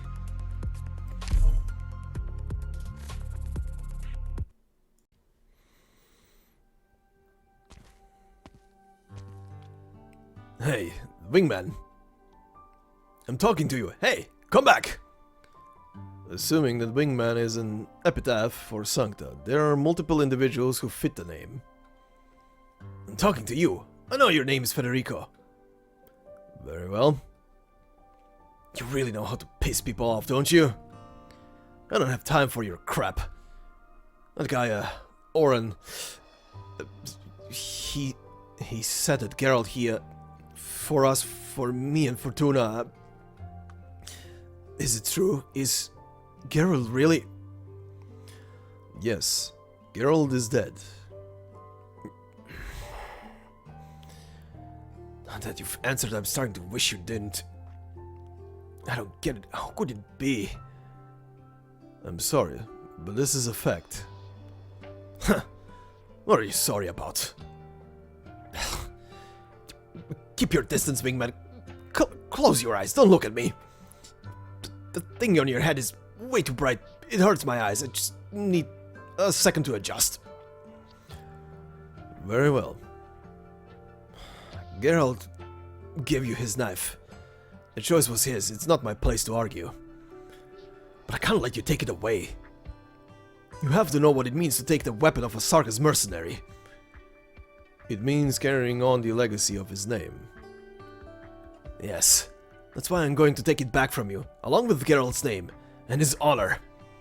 I challenge you. You won't win. I have to. As long as I draw breath, I'll find you and challenge you. Don't you dare underestimate me. I refuse your challenge. How dare you? I'm challenging you to an honorable... Geralt was a mere hunter. There is no legacy to inherit in his knife. What do you mean? Exactly what I said. If you want a knife that inherited the name of a Sarkaz mercenary, I have never been in possession of one. You're wasting your time challenging me. If you want the knife of Geralt the Hunter, then yes, I am currently in possession of it. Why, you... Do you want it? Burden be stung. This was Geralt's treasure. He would never let me take it just like that. You keep it safe. You just wait. I'll lead my people to find a new path, just like Geralt did. I'll come back for it when I've earned it. Very well. And we'll keep it safe until then.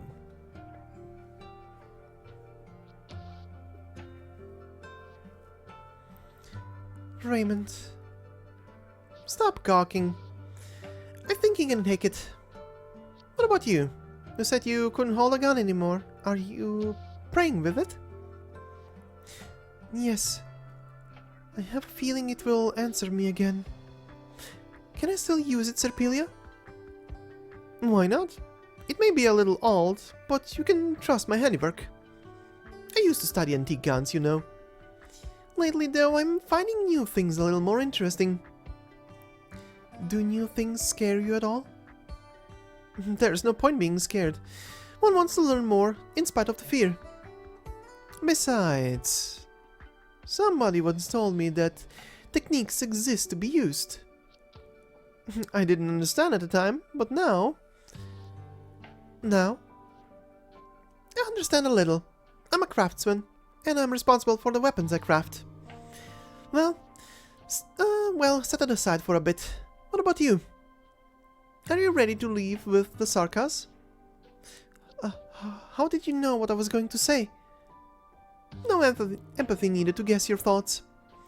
It's not such a big deal when you put it that way, is it? You wouldn't come looking for me at this hour with that solemn look on your face if you weren't planning to come back to Laterano. Sorry. I promised to come quietly and accept the punishment I deserve, but now I'm trying to run away. So will I let you go? Take a guess. Your whole deal here is kind of a headache. You'll have to wear a hood all the time if you live in Laterano. I see. I guess that won't work. Not that it'll be much better anywhere else. You'll need to hide your horns, your appearance, and your gun. And I'll still be your warden. You'll have to keep in touch with me, no matter where you go, as long as you live. You won't cause me any trouble, will you? Wait, you're letting me go? Won't you get into trouble for that? Worst case scenario, I quit my job at Arturia. That was a joke. It's true that I'll have some reports to write when I get back. I'll think about whether to get started on a resignation letter after that. Anyway, you owe me more than a pizzella now. Thank you. Thank you so much. Are we still kin? Does it matter? You're not getting off the hook, kin or not. I want those pizzella next time I see you.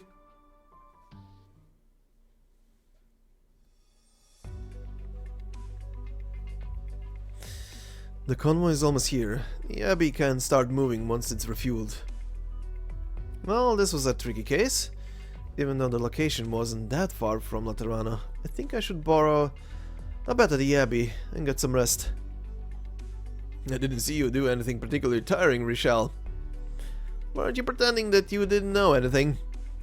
Or should I thank you for not being lazy enough to dump all the evidence linked to the Church of the Deep into the sewers? Don't be so uptight, Oren. I'm sure Federico remembers the Sarkaz mercenaries dossier better than I do, and you and Lemuen are definitely more familiar with Church of the Deep cases than I am. Plus, don't you think we're starting to get along a little bit after you gave up empathy? Why are you bringing that up? No reason, just sometimes it's better to know less about a guy, like how you have to close one eye when you shoot. Just to make it clear though, I took Lemon's instructions about confirming whether the abbey had anything to do with the Church of the Deep seriously. At the end of the day, I suppose we can all sleep better at night.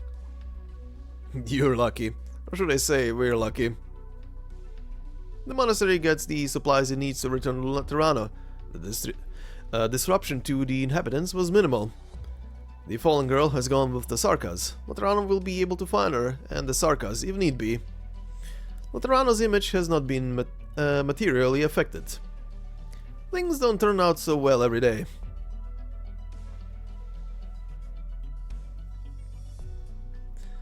I prayed for a smooth trip to Laterano, safe from bandit attacks. We should be fine once we get to Laterano. I hope so. The emissaries from Laterano don't look like they've ever been hungry, and their clothes are brand new. I envy them.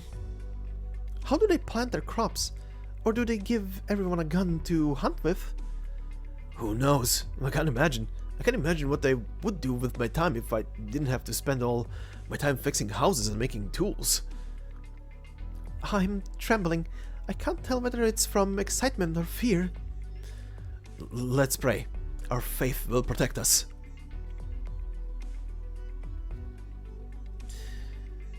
Well, we did our best, didn't we? As for whether things will turn out well in the end... Do you know where Mama went? A child? I thought everyone was gathered up here. Mama's not here, but she came back last night. Yeah, Mama brought us a gift last night. We lent it to a sleeping man. Sleeping? He was sleeping really deep. He must have been having a nice dream.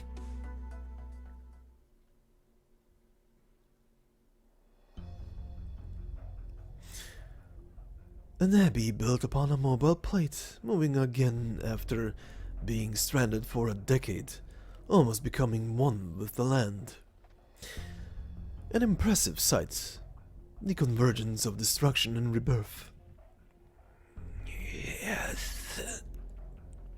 You seem troubled. Do tell if you feel unwell. Your transformation is yet incomplete. The path ahead will be laborious. I am fine. Will the Laterans treat those children well? I believe so. The sitting pope is known for moderation and benevolence. They will likely be taken in by foster parents and grown up in Laterano. Traveling with the fallen angel and with the eyes of Sankta from the Curia on them, it is unlikely that your kin will face any retribution. I'm glad to hear that. Only one thing, Bishop HORTUS. They're not my kin anymore. If that is what you think, then that is what it will be. The stranded paradise is no more. It is time for us to set out. Once again, we welcome you, Hyman.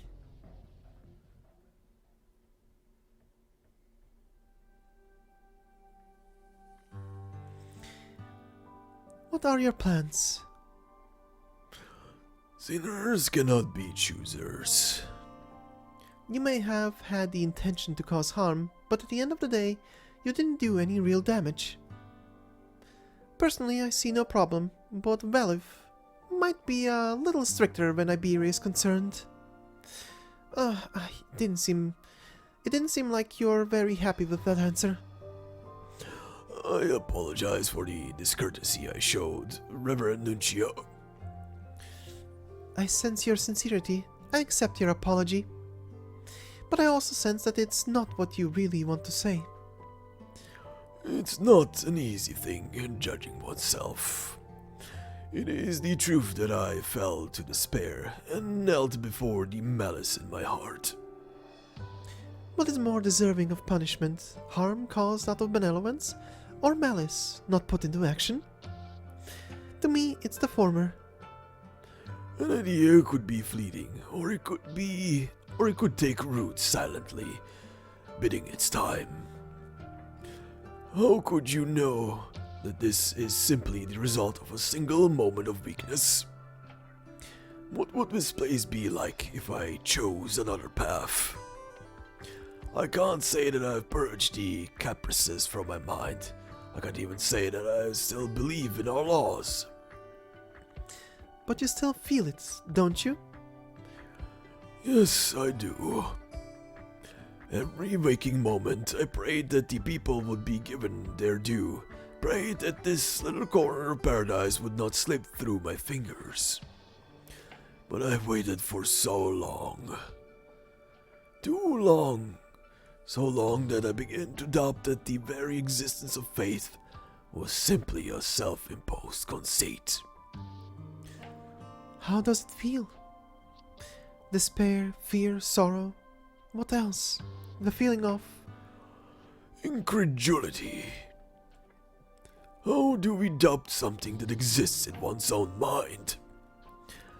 It means you've begun to doubt yourself, with terrible consequences if one is unable to dispel the doubt. If even faith could be false, then how much of Stefano is real? I wanted to understand. I tried to understand, but I overestimated myself. We could never truly understand another. Understanding remains precious, fleeting, even with the incredible power of empathy. But having experienced so much, I have begun to think that there are many emotions that can be communicated from one to another and understood by most, even without the empathy. At least, I can say that I have begun to understand the thoughts of a certain individual, not because I sensed something, but because I have experienced it myself. I offer this to you, Bishop Stefano. It's The notebook of a cleric who spent some time here. I thought you might find it interesting. Perhaps just like you, he had many questions and many troubles. You asked me about my plans. I plan to return to Laterano, but not with the others. You mean you want to travel from here to Laterano by yourself? At your age? Please do not stop me. I must know. I must rediscover my faith. If there comes a day when I atone for my sins, if there is truly such a thing as miracles, perhaps I will find my Laterano then. In that case, I wish you the best of luck. I hope you find your answer, Father Stefano. We will meet again in paradise. The old man says no more. Age has taken its toll on him, as have the ordeals of last night. The lines of age fill every gap on his face. Before Lemon's eyes, Stefano Torregrossa walks out the door, his back slightly hunched.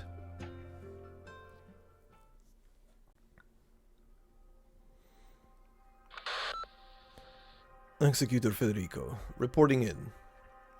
As previously reported, the two nuncios are confirmed alive and well. They are expected to return to their posts in Laterano soon. Plans are in place for Sanctilaminium Ambrosii to resume movement, setting a course for Laterano's outskirts. It is expected to arrive at its destination before spring next year. A request for supplies has been made to the Curia to ensure reliable mobility and to meet the everyday needs of the inhabitants. 41 of the 153 inhabitants of the monastery will depart the abbey. Serpilia will track and report on their subsequent movements. The Sarkaz you mentioned. I must admit my surprise, even though I had a hunch. Whether it was the state of the abbey, the movements of the Church of the Deep, or Arturia. You've done well, Federico. I failed to meet your expectations. Our intervention destabilized the situation at the abbey. There were 3 casualties. You have doubts, my child. Yes. I can rectify a wrong if I see it. I know many ways of stopping a sinner. But at no point during this mission was there a clear course of action. Why was the result suboptimal if no error was committed? Are our laws suitable for all circumstances? If not, on what do I base my actions? That is where my doubts lie. I don't have an answer for you, Federico, because this is a question that troubles me as well. But I'm happy that you're beginning to ask these questions. I don't understand. There is no need to be anxious. You're beginning to ask questions that you've never considered before. Is that not a big step forward? It's like pulling a cork from a bottle of wine. The hardest part is over. All that's left is to pour out what you want. I'm going out to visit a friend, one that you're not unfamiliar with. I'll take your question to him and share with you the answer he offers.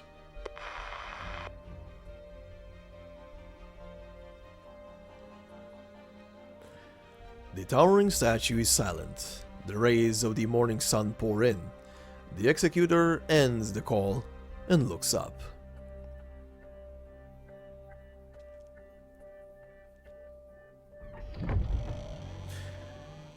The aging Sankta silhouette begins to fade into the morning sun as he slowly walks away.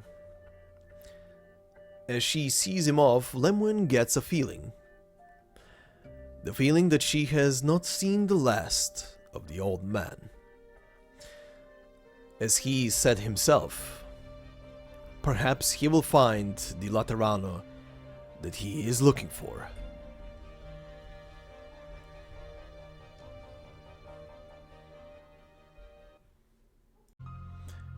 Alright then, and we shall now proceed into the full files and voice files for Executor Alter. So let us hop on over and see what has transpired since, well, the OG files.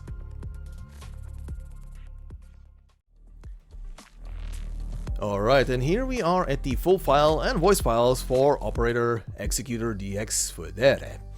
So, before we begin, however, one quick note. I wanted to include also his module short story here in this whole thing, but sadly cannot do it because, well, number one, I have everything ready, but he needs to be level 60. But I'm also right now very thin spread on EXP stuff, because, well, there's a couple of other operators that need to be promoted, so I can, you know, record and upload the operator records for them as well. So he will wait for a bit, but expect in the next couple of days the module short story to be up on the channel. When exactly I cannot tell you, but the other operator records do take priority before a module short story. So be patient, but it will be up very, very soon. All right, but back to the full file. And very quickly as well, he does have a English VA, of course, like we established with his OG version that was added with this patch. So you will be able to just sit back and listen to his VA do the voice lines, and you will not have to read. So, let us begin with the file. Basic info. Codename Executor, gender male, combat experience 7 years, place of birth Laterano, date of birth July 7th, race Sankta, height 181 centimeters, and infection status. Medical tests have confirmed that no infection is present. Physical exam, physical strength, excellent mobility, standard, physical resilience, standard, technical acumen, excellent, combat skill, excellent, and Originium Arts Assimilation, standard. Profile. Executor, professional, statutory executor of the Laterano Notarial Hall, is entitled to the privileges listed in clauses 1 through 13 of the Laterano Constitution and has been personally granted the title of Saint by the current Lateran Pope Evangelista XI. Laterano has not placed any restrictions on Rhode Island's contact with this saint, and the rapport between us and the Notarial Hall continues to grow. He continues to provide services to Rhode Island in accordance with his contract while performing tasks pertaining to the rights of Lateran citizens. Clinical analysis. Imaging tests reveal clear normal outlines of internal organs, and no abnormal shadows have been detected. Originium granules have not been detected in the circulatory system, and there is no sign of infection. At this time, the operator is believed to be uninfected. Cellular Regenium assimilation 0%, Operator Executor shows no sign of a Regenium infection. Blood Regenium crystal density at 0.14 units per liter. Blood Regenium crystal density has increased slightly, and though not yet at a dangerous level, it requires closer attention. So, how do I put this? Has there been a recent upward trend in the density of his interpersonal interactions? Has anyone looked into this? Signed by the medic operator T.O. Archive file number 1. Despite being granted the title of Saint, Operator Executor is still affiliated with the Laterano Notarial Hall, as much the Notarial Hall still has the right to issue him tasks. In this sense, the additional title does not seem to have any particular impact on the normal course of his work. Upon his return to Rhode Island, his outward appearance had certainly changed from before, if nothing else. Based on his own explanation, as well as corroborating accounts from a number of excited operators, we learned that the entire outfit he now wears was provided by the Lateran Curia, carefully tailored from completely different materials than ordinary clothing. It emphasizes not only aesthetics and comfort, but also practicality. With Executor's permission, we carried out a number of tests on his garb, which demonstrated that it boasts features such as impact and puncture resistance, and even a certain degree of anti-riot protection. The 2 guns he carries have also attracted the attention of some Sankta operators. While dual-wielding, his combat style is more aggressive than before, and his methods of attack more diverse. During the last mission, Federico used his stock to knock out every enemy who got close to him. Commented Operator Spuria, his fighting style has nothing to do with how many guns you cram into his hands. Even with just a stick or barehanded, that guy'll get the job done. Huh? You wanna know why they went through all that effort to give him a makeover? Because everyone thought it'd be badass, duh! Engineering Department Classified Log. Regarding the mechanical object that always follows Operator Executor, at first I thought it was some unique type of drone. However, while doing over recordings of his battles, I saw it in action. The number of functions it has far surpasses that of those of an ordinary auxiliary drone. But it seems that even he himself doesn't know much about it, claiming that it was handed to him directly by His Holiness the Pope. What is the secret behind this tiny little thing? It's really gnawing at me, and I sure wish I had the chance to take it apart and see what makes it tick. Archive file number 2. Oh, very quickly, that reminds me, I just want to point it out. I'm sure people have noticed, especially if you paid attention to the very first cutscene when you start the story. But this little thing very suspiciously looks, design-wise, kind of like the very law that we saw at the beginning, right? Very suspiciously. But anyway, continuing on with archive file number 2. He asks more questions now. This is a sentiment shared by every Rhode Island operator of late. Indeed, some of the recent changes exhibited by Operator Executor are obvious to all, but by no means does this imply that he now wears his heart on his sleeve. Not at all.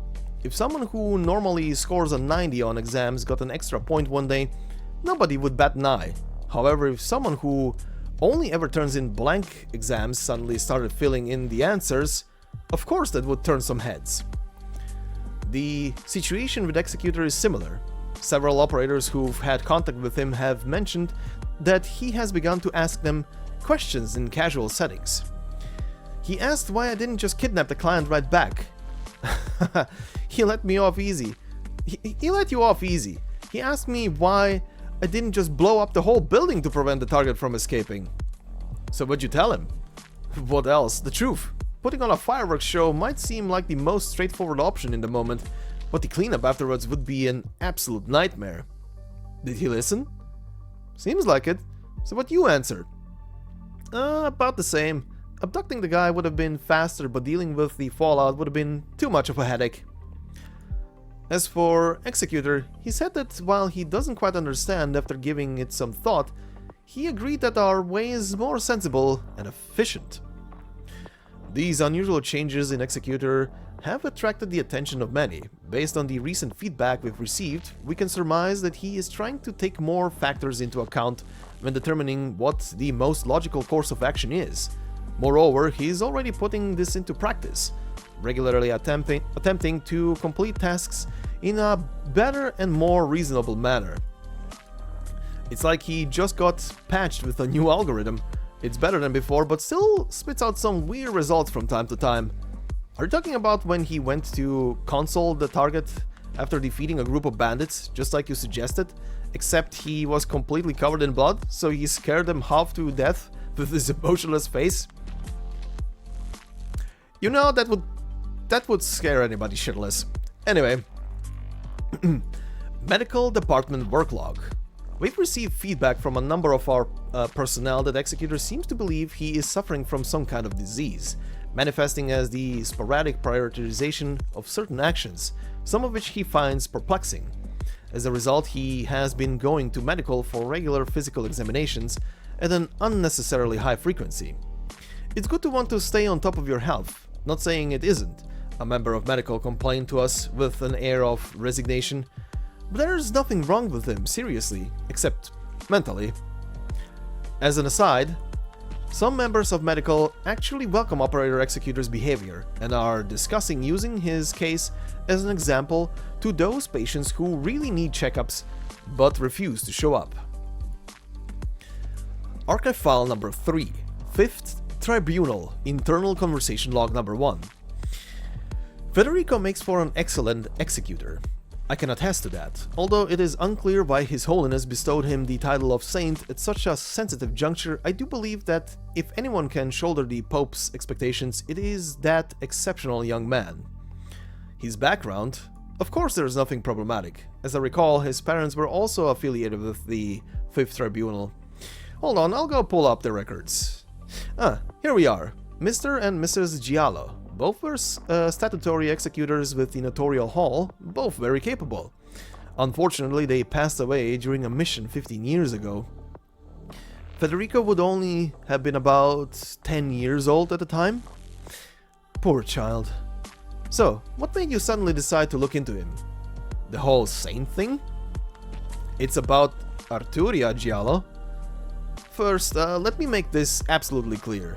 Federico's files were strictly reviewed at the time of his onboarding, and there were no issues. Keep that in mind as it will be the premise for the rest of our conversation. Arturia Giallo, her father and Federico's father were cousins. As is unambiguously stated in the documents, there is nothing to hide. After the death of the Giallos in the line of duty, Federico stayed at his cousin's household for a period of about 2 or 3 years, after which he entered middle school and began living on campus. Incidentally, when Arturia's crimes first came to light 7 years ago, forcing her to leave Laterano, it was Federico, then a newcomer, who pieced together the relevant clues. Since then, he's made efforts to raise the priority of the mission to bring her into custody. I'd imagine that a young man's first case must have special significance to him. No, I don't think there's anything problematic about that. We carried out a detailed investigation when Arturia first became a wanted fugitive. As far as I know, Federico and Arturia were never in close contact, and there is no reason to believe it would affect his work. His day-to-day performance speaks for itself. 5th Tribunal internal conversation log number 2. Arturia stayed at Sanctilaminium Ambrosii for a week, after which we decided that she would go to Lethanian. The relevant investigation reports have been sent to the Notarial Hall. His Holiness has other plans for follow-up investigations and related matters, which I cannot disclose in advance. A sister? From a biological perspective, Arturia is only my distant relative, and I have no need for such informal relationships. A meaningless question. Archive file number 4. When we use the term saint, it may invoke images of the saints of the Iberian Inquisition. Though the term was originally borrowed from the Lateran faith, the concept has been fully absorbed by Iberia, as iconic to its people, and has taken on its own unique cultural expression. For the Laterans, however, saint is not just a title to be thrown around haphazardly. In all the classics relating to Lateran history, there are records of the first generation of saints erecting stone towers and building the holy city. The first group of saints led everyone to lay the foundations for Laterano, and only after generations of hard work did they create a peace to continue for thousands of years. Only then did we finally have a society elevated above the flames of war, harmonious Laterano. With the exception of the first group of sages who established the city-state, only the Pope is ever bestowed the title of saint during their time in office. During their term in office.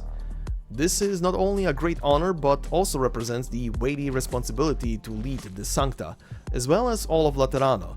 For thousands of years, this title has, without exception, been passed down from generation to generation through the Pope, until this millennia-old tradition was broken by the decision of Evangelista XI.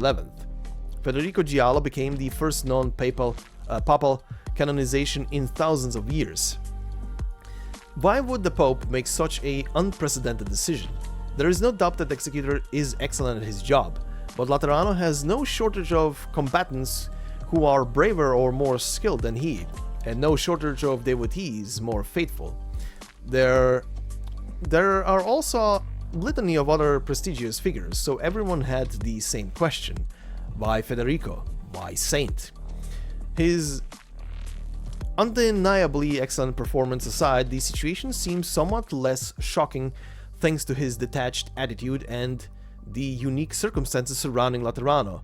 But without a doubt, the decision made by His Holiness goes completely against common sense and warrants astonishment. Why did the sitting Pope, in all his wisdom, make this decision, and what signal is he sending? Operator Executor told us that the Pope informed him that a disaster would befall this land, but what sort of disaster would force Laterano, a city that has been peaceful for thousands of years, to take such urgent measures? Federico Giallo was his first appointment, but what comes next? Will we also see Laterano appoint a second or third unconventional saint? Dr. Kaltsit seems to be very concerned by the news coming from Operator Executor and Laterano. I think it may be prudent to start preparing in advance. An excerpt from Kaltsit's personal records.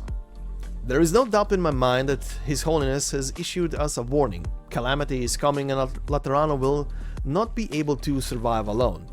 It may even be the case that the calamity will destroy Laterano first. The so-called canonization is undoubtedly the countermeasure chosen by Evangelista XI. A saint, one who guides all Laterans, is it? Then there cannot be only one such person. Perhaps we will soon see more of these unconventional cases, more non-standard Lateran saints. They will become Laterano's cornerstones, a sign of hope amidst the coming calamity, the symbols of another way forward for the Sankta. As for this calamity, I still can't give a definitive answer, but things are becoming clearer and clearer within my mind. There are too many signs, too many omens. It is coming, and soon. As a reminder, there were a couple of names on the list that Evangelista was given, and at the end of the story, he did say he is going to talk to the next person. So, this is not just speculation, there will be more saints. But anyway, continuing on to the promotional record.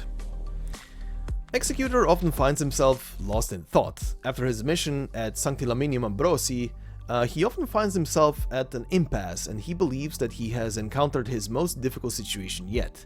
Letting emotions affect his actions is something he cannot understand. The irrationality of his behavior troubles him. He has yet to reach his own conclusive understanding. But he still knows exactly what he must do, complete his job faithfully, just as always. If you run into a problem, try to solve it. If you have any doubts, ask someone for help. A conversation record. I saw Executor the other day. Yeah, that Executor. Oh, I know. The guy your entire dorm was chasing after at one point, right? We put that behind us a long time ago. But you know what? I saw? I saw him lost in thought in front of a flower. Someone's trying to get a head start again? No, that's not the issue. He had his serious look on his face, and if he was grappling with something difficult, I didn't even have the guts to say hi. Oh, yeah, I think I get it. Get what? Calm down for a second, think about this rationally. What in the world could make a guy like that be lost in thought? It's not normal. Huh. Were you sure he was holding flowers, not some kind of explosive device or other weapon shaped like one? If it looks like a flower, it could be some kind of new kind of landmine, right? When you put it that way, that does seem pretty plausible. Now you get it. Flower or not, that thing has gotta have thorns. That does make sense, and I did see him handing it to the doctor later. Say, do you think it has something to do with a secret mission? Oh boy, we're now getting flowers from Executor. That's interesting. Anyway, we shall continue on with the voice files now, which means I will shut up and he will now talk. And then after that we will automatically proceed into the, well, closing segment. So, let's continue. Yes, I have received the notification that fragmentation mines are forbidden in the corridors. But rest assured, Doctor, the high-voltage fencing installed on your door violates no ordinances. The what? Indeed. I was the one who introduced recent Lateran operators to Rhodes Island. If you have no objections, I will continue to introduce functionaries with special circumstances to you. I hope to study how Sankta live outside Lateran, and how it compares to their life within. This mission may call for a piano performance. Do not worry. I have memorized the complete scores of over 100 classical pieces, and I can play every note in accurate order. Any properly trained executor should be capable of this. That does not count as playing the piano? I do not understand. The title Saint can neither enhance my abilities nor reveal any precise mission to me. Though it has added difficulties to my work, I cannot fathom why I was chosen. Its objective and demands are something I must seek myself. Doctor, this is my medical examination report. Please confirm. Currently, no horns have grown on my head, and my halo has seen no changes in shape or form. Indeed, my violation of the law has not had a physical effect on me, but it's nothing worthy of celebration. Abnormalities have been on the rise. This is an omen of disaster. Doctor, during my recent missions, my limbs have been acting before I complete my thought processes. This phenomenon can impede successful completion of my missions. I am troubled. Could you tell me whether it's a kind of disease? Will my condition worsen? Is there medicine that can heal it? Most confuse Arturia's arts as tampering with cognition and mental faculty. But I know the fact is just the opposite. Arturia is interested only in the truest emotions, and cares not for where these emotions lead. The influence she can command is far worse than anyone can possibly imagine. What are you doing, Doctor? Bodily contact is no replacement for spoken language. I cannot decipher your thoughts through your limbs. You think that I need comfort? If that is your judgment, then I have no reason to refuse. In fact, I am merely thinking back to my recent mission. What leaves a man no other choice but death? As you can see, this is a burnt flower. I have, to the best of my abilities, maintained its condition in order to bring it to you. It is not a gift, because it does not meet the criteria for one. It's a question in my mind. I am still pondering the things behind this flower. You lack sleep, Doctor. You need more rest. You seem surprised, Doctor. Please rest assured that the change in my equipment won't affect my ability to complete my missions. If you find yourself ill at ease because of my attire, I can change into my previous garments before I enter Rhodes Island. No need? Understood. I have attempted a few combat techniques, and they have yielded excellent results. You put together an all-new profile. Is this a false identity for my next mission? If the need arises, I know where to prepare identification that can pass checks. No need? This too is a normal promotion? I am trying to understand the law. Is Laterano's foundation truly these words alone? Is that applicable to lands other than Laterano? I must admit I have indeed been affected by it, to a certain degree. I will attempt to find the answer post-haste. The law itself has no power. It calls for enforcers. I require those who can act on their own judgment. Move out. Commencing operation. Please confirm the mission objective. Understood. Your request is reasonable. Prayers are unnecessary. I shall ensure the integrity of the law. Target confirmed. Destruction is the most naive behavior. Annihilation is the most common result. Violated taboos hold no power. No casualties, no commotions. All good. Mission complete. The result is acceptable. We need to reformulate our battle plans. Maintaining a dedicated room is a show of respect? I see. I have heard that there are certain hobbies that are not easily understood by others. Perhaps this is one such hobby? Speak the word if you need anything, Doctor. Arknights. You have changed greatly, Doctor. Well, time for a surprise lore section in this video. Now, I have almost literally hit the render button for the entire episode when I suddenly was like, I should go and check Twitter. And, well, would you know it, the Arknights Ian Twitter posted 4 pictures. All of them are essentially extra lore on 3 individuals that were part of this story that we just went through completely. And, well, I am including this. You can bet your butts I am. So, this is very interesting. These are like files, essentially, from the Curia about 3 individuals. One being Arturia, one being Stefano, and one being Clement. So, let's go through these in order. So, first and foremost, we start with Arturia. And, I would love to zoom in here very profoundly, but the picture gets very blurry. But essentially, this is just the Pope's title and Federico's stuff as well. Because the 2 of them are the only ones who have actual clearance on this classified top secret file for Arturia Giallo. And it begins with this. Arturia Giallo, Sancta female Lateran citizen, able to give reflection to others' emotional states, life experiences, values, and epistemologies through musical form. Suspected involvement in numerous abnormal incidents, domestic and foreign. 5th and 7th tribunal records of the following several dozen cases all share traces of activity by Arturia. Arturia's specific impact in these involved cases cannot be ascertained as of yet owing to lack of evidence. Here on the right, we just, in most files, you will see the same thing here. It is just, I think, like folders and what was containing the pictures and the files that we are reading through right now. So they pretty much look all the same, so nothing special here. But anyway, continuing on to the next page.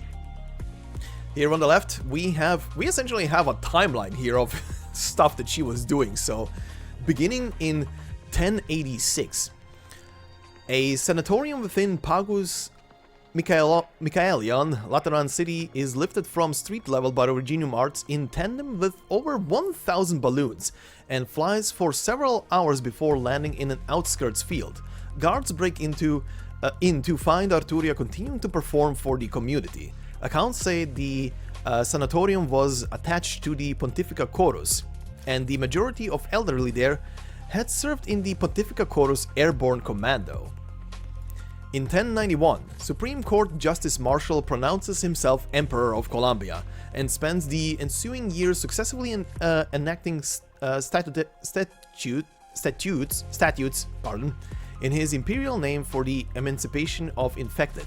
The belief-beggaring imperial statutes become a hot conversation topic among the Colombian people, and the theory core too many infected movements. Prior to this, witnesses saw Marshall passed out drunk on the law of his alma mater, with Arturia at his side playing an empty beer bottle.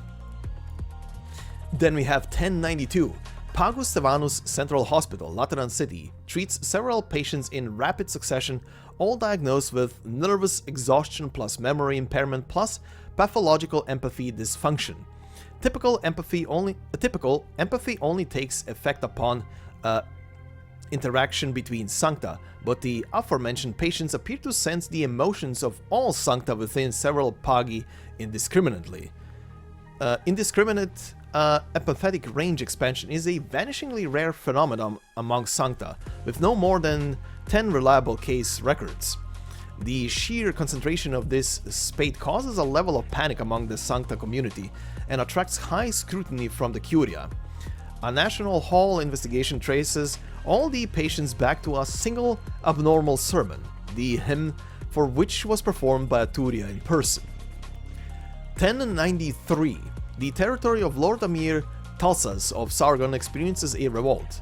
Palace overwhelmed by the long brewing grievances of subjects. Prior to this, Arturia was invited to give a public performance in the territory, but the Lord Amir flew into a rage mid-performance and ordered that all listening be expelled from the premises. Subjects recall a deranged cello run punctuating every moment of the revolt, up until the Lord Amir's hoisting to the gallows. In 1094, a unit of the armed forces of County Firth, Victoria collectively threw their weapons into a Oriron Works furnaces, then desert into the wilds. The unit is later discovered while its commanding officer is grazing cysty beasts. Prior to this, the unit assaulted a theater thought supported by Taran nationalist forces to conduct a cleanup operation, coinciding exactly with Arturia's performance there. She was very busy. And then on the final page for Arturia, here on the left, first off, we know this image. Second off, at present, Arturia Giallo has departed for Lithanien on the insistence of Kurfürst Werner of Sturmland. House Hohenberg took prior part in the September Revolution of Lithanien and has enjoyed a long prosperity. They still retain a political strength that cannot be overlooked, while Werner, the house head, commands considerable influence in international society, notably maintaining a close and cordial friendship with Grand Knight of the Adeptus Pravildivli, Kazimierz Ioletta Rossi. All ensuing actions that target Arturia Giallo require replanning per assessment of diplomatic impact. Addendum. All ensuing actions that target Arturia Giallo will be the full and sole responsibility of Notarial Hall Executor Federico Giallo. And here on the signature on the side it says Gradus Secreti Supremus. If possible, bring her back. I need to see her in person. Signed by Evangelista the Pope 11th. If possible, bring her back. I need to see her in person. I think I said at the end of, I said it in multiple places actually, but I think I said it at the end of the file for Executor altar, just now, I think in the order of the video. Is she the second saint? Is she gonna be the second saint? Oh boy. Anyway, let's continue on to the next one. And we go to our very sad Elafia man, Clément Dubois. It says here at the top, clearance granted to all officials of the Lateran Curia, all officials of the Pontifica Chorus. And says here, Clément Dubois, Elafia male, monastery inhabitant, confirmed deceased during Sanctilaminium Ambrosii incident. Surname of Gaulish origin, refugee from Iberia, ultimately resident gardener to a Lateran monastery with no possession of any national identity. Our limited knowledge of him originates principally from accounts by monastery inhabitants. Family ancestry fled, embarrassed and destitute, then were stranded on a city at sea following the profound silence, then driven to murder their neighbor at famine's head. These fragments are the sum total of what was known of Dubois' family and background. Can I just say, holy shit? This man has suffered. Oh god. Anyway, continuing on to the next page. It says here, as for Dubois' life in the monastery, the residents only recall a few vague fragments. The one thing he did more than anything was apologize, sometimes for himself, sometimes even for others. I tell him again and again it didn't matter, but still he'd leave pouch after pouch of flour biscuits at my door, all without a peep. When anyone quarreled or fell sick or died, Clement would always be there, but he couldn't find a way to mediate every time or whip out a cure-all, and with his body frail like wind-flattening straw, he never even had the strength to dig the graves. I wonder if he was the only one, as the years passed, to remember just how many we'd lost, and now nobody remembers. For months, dust blew in from the ravine harder than we could sweep, but he tended to that poor little field. That was what ruined his lungs. Nobody could convince him to leave, not until the father stumbled out there himself. Clement apologized, but aside from that, couldn't find a word to say. And here on the right it says, in the monastery's third year, broken down in the barrens, woodlands in the Wind Gap northwest were destroyed by catastrophe, and the monastery's few poor fields were in turn destroyed by the ensuing sandstorms. Dubois suggested renovating the sacrarium into a floral greenhouse. Thus the monastery's splendid enclosed gardens and nurseries were freed up for grains. Dubois has no notable deeds to his name aside from this. Caring for plants and carrying out odd jobs will constitute his entire 10 plus years of life at the monastery. Oh, the poor soul. Anyway, our final file here, our final 2 pages are for Stefano Torregrossa. Again, just like Dubois says clearance, all officials of the Lateran Curia, all officials of the Pontifica Chorus. And it says, Stefano Torregrossa, Sancta male, Lateran citizen. Presently disaffiliated from the Sanctilaminium Ambrosii. Born in Pagus Griffin, Lateran City, Torregrossa studied at the Universitas Michaelionis, and possesses a dual degree in international relations and classical philology. Further, he has been noted to excel in shooting and armed wrestling events, along with having mastered syrup preparations and candy molding. 3 years into his post at the 7th Tribunal, Torregrossa was appointed to the Sanctilaminium Ambrosii, serving as its father.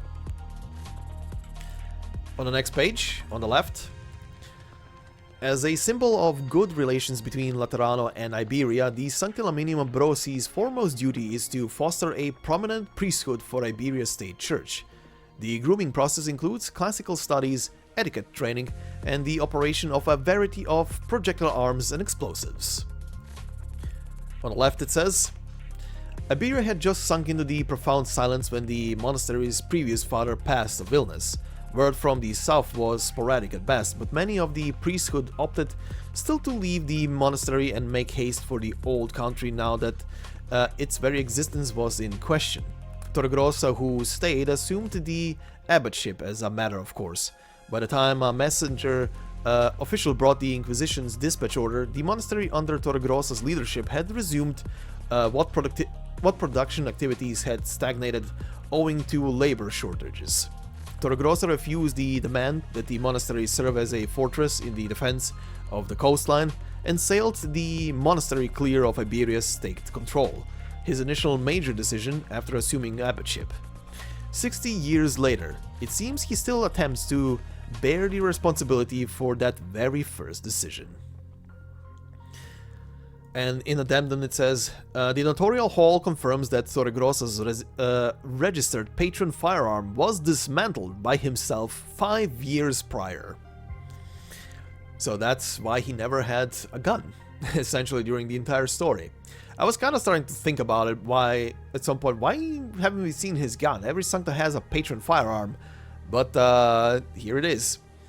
It's literally stated right here in this extra bit of lore. But anyway, this is the extra bit that, like I said at the beginning, I just saw earlier this morning, recorded now, and now I'm gonna splice this in, and well, the rest of the video is gonna be my closing thoughts of the story, so enjoy past Jacob, I guess.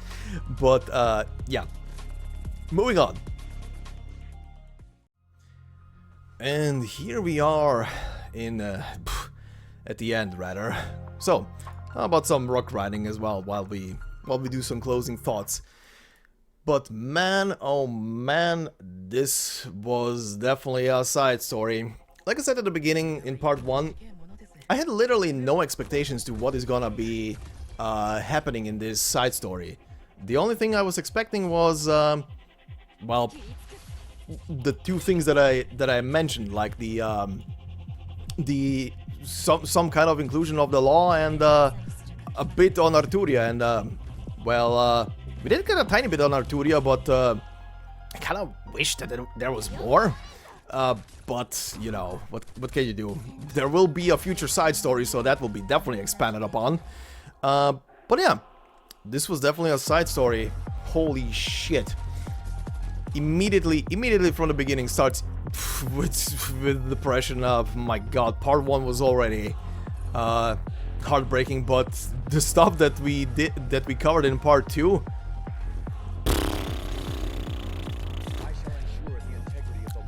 Let's put it this way. My eyes were blinking wildly when I saw that tray. My heart sank and my eyes were just blinking. I was just like, no, you did not. No, what the hell? But yeah, that was definitely a bit. And also, I will not lie. Towards the end of the story, I was so expecting. God, YouTube is gonna pick up on this sentence when I say it. How to even say it without YouTube triggering on this?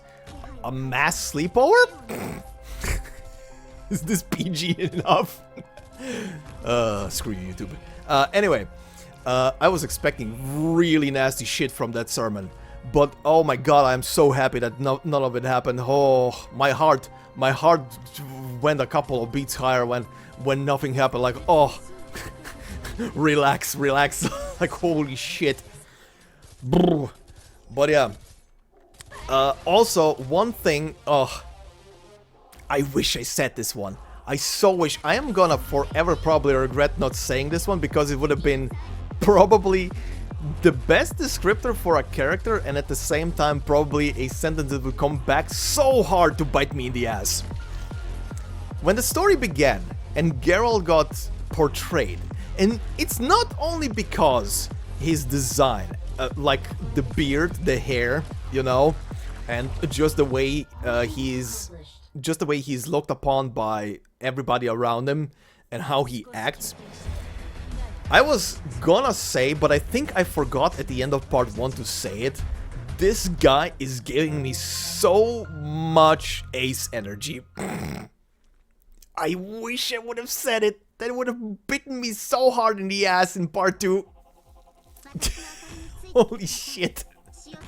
But what can you do? Can only say it in post, I guess. But my God. What to say? I think the story spoke enough for itself. There were developments. I do, however, wonder now where everything is gonna lead to. Like, we know for now, I obviously don't know what is happening in the story, but I am very well aware that there is a story in the future that will take place in Laterano, and that it will involve Arturia, or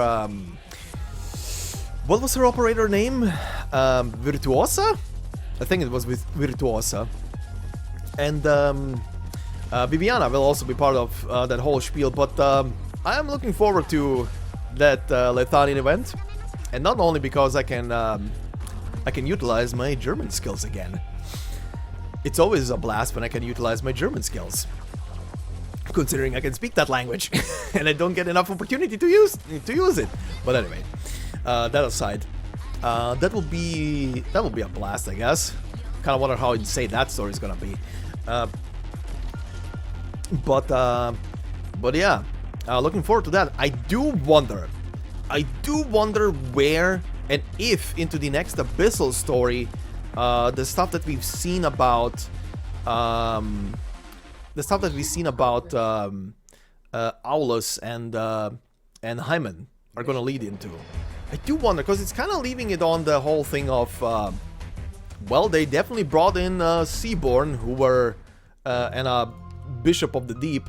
I do wonder if that is gonna do something in the future, you know.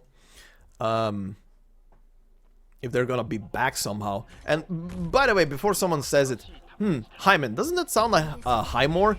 Kinda sounds like it, but those are two different people.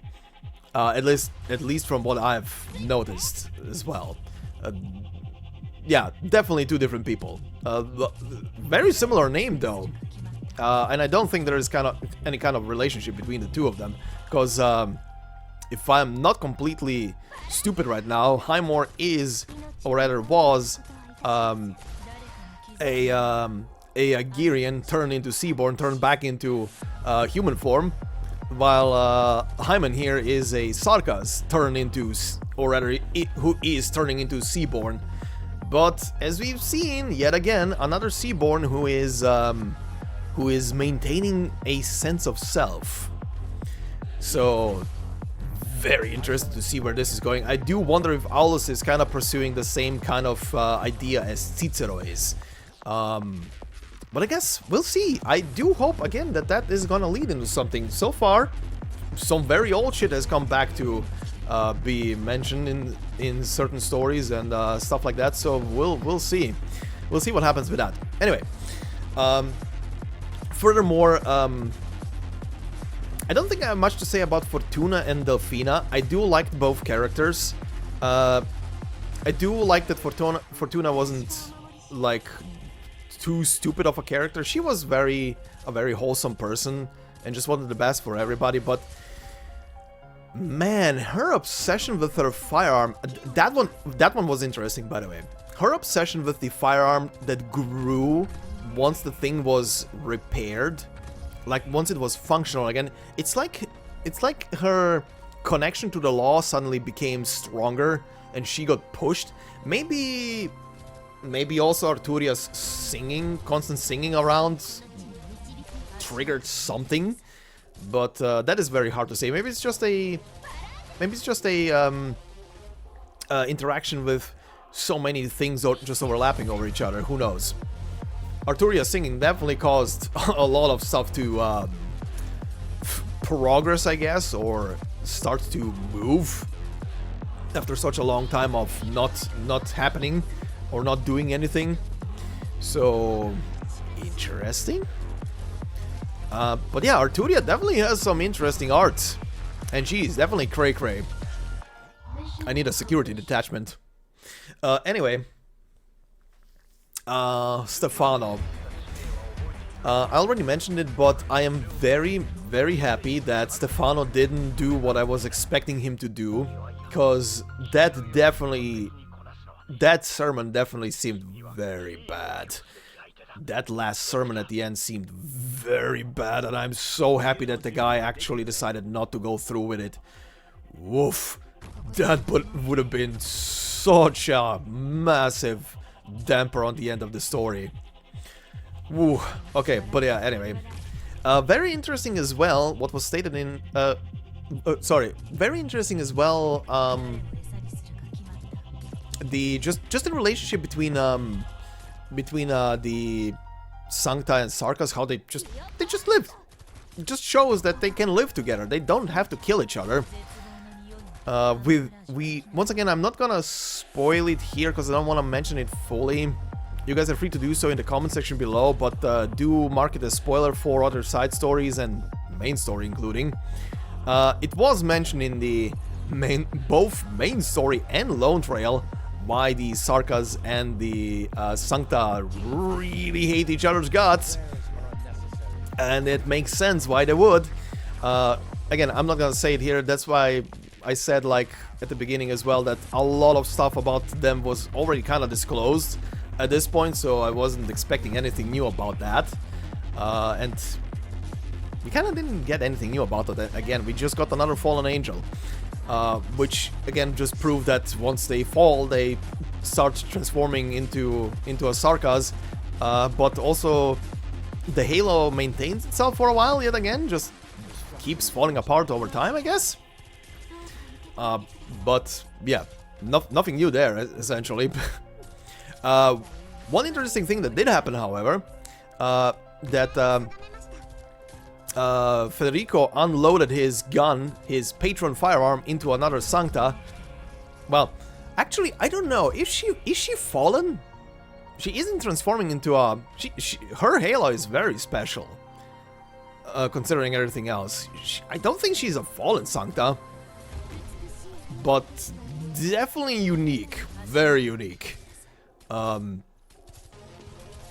yeah, I don't remember. Was it anywhere mentioned? Someone remind me if it was mentioned anywhere that Arturia is a fallen Sankta, because she doesn't have any horns or tail or anything. She just has a very unique looking halo. But anyway, what was I going on? Right, at the very end where he unloaded his gun into her goddamn face and nothing happened. I want to point out that nothing happened. He didn't fall. And once again, it shows that the law is actually very closely paying attention to who is doing what. And just like in Guide Ahead, where the Pope literally unloaded his gun into another Sankta, he did not fall. He maintained his position. Now I wonder. I do wonder because both now the Pope and Federico have the status of saint. Now, does that status put into the law like an extra tag in? Do not delete, do not delete their blessing. Kind of, if kill other Sankta, do not delete blessing. There is some very rudimentary basic programming there. Anyway, very interesting. Nothing happened. He maintained his status, but I do love, and I do love as well that, as we've seen through the file of Federico, his progression essentially through this story and the file in his past, how he was pretty much a living human computer. He's still pretty much a living human computer in his behavior. Literally a AI with literally an AI in a biological body. But he's starting to actually, awaken to his humanity, to his illogical portions of self. This is gonna be another one of those interesting things to watch out for in the future. And I do not know what specifically triggered it in this, if it was specifically in the story, but definitely a big shift is not just his interaction with all the people in the abbey. Probably the most profound one being Clement, who is forever probably gonna leave a lasting impression on the guy. But also the two kids. That was probably the first time in the story where he completely was wordless for quite a little bit there, which was adorable as hell. Not even gonna deny, that was adorable as hell. The two kids interacting with Federico, my heart was melting. That was super cute. But furthermore, when it comes to the other characters, I can't really say much. Spuria is okay, she's fun, she's mischievous, she has her own agenda. What else to say there? Oren is Oren. I think I said enough about Oren already in the Guide Ahead. He didn't really change much, at least not in my opinion. Richele is, I guess, kind of interesting, but he's like the, I know a lot and I could do a lot, but I'm also kind of trying to avoid unnecessary bullshit. My peace and tranquility are important to me. He's okay. Still looks like a Detective Conan character. Never gonna get over that. Never ever. And as for the other people, I think the only one I didn't mention is Raymond, but I really don't have anything to say about Raymond outside of he is very tsundere. He is very tsundere. god. So much tsundere energy. It's amazing. But yeah, he's young. He's not used to stuff like that. Like Geralt, I think, was the one who stated it the most. He grew up in the abbey. He has no idea yet about anything else, so not really much to say there, right? He has room to grow. He's pretty much in the beginning of his life. If he appears in the future in some side story together with Fortuna, we'll see. One other thing, first off, Lemuen was goddamn badass. I can't remember what I said about Lemuen back in Guide Ahead, but I do like her personality, that like very laid-back persona, I guess you could say. But on the flip side, super professional and super diesel. I do love that she actually is at a point where she can ditch the what's it called, the wheelchair that she is in, that her rehabilitation has actually gotten to this point, which makes me very, very happy. I do wonder, considering that they gave her a bit of a redesign and everything here, gave her splash art and stuff. I mean, are we gonna get her as an operator in the future? We do have a couple of executors at this point, or rather we have an executor at this point, and other Sankta who are operating with us through different means, so, you know, we need the one who comes up with a bazillion nicknames for us, so yeah, kinda need to do that. But yeah, anyway, she's fun. Wanna see more of her. Hopefully we'll see more of her in the future. Considering her ties to Exia and stuff, definitely gonna, and Mostima of course, via meta, definitely gonna see more of her in the future. And looking forward to that. And yeah, what else?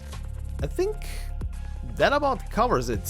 Like I said, story was really good. It really made me feel for the people and made my heart sink a couple of times. Like, I would say the story has like 3 big acts. Act 1 ending with the death of Delphina. Immediately heart sank. Act 2 ending with the beheading of Geralt. Again, heart sank. Act 3, pretty much just the ending of the story.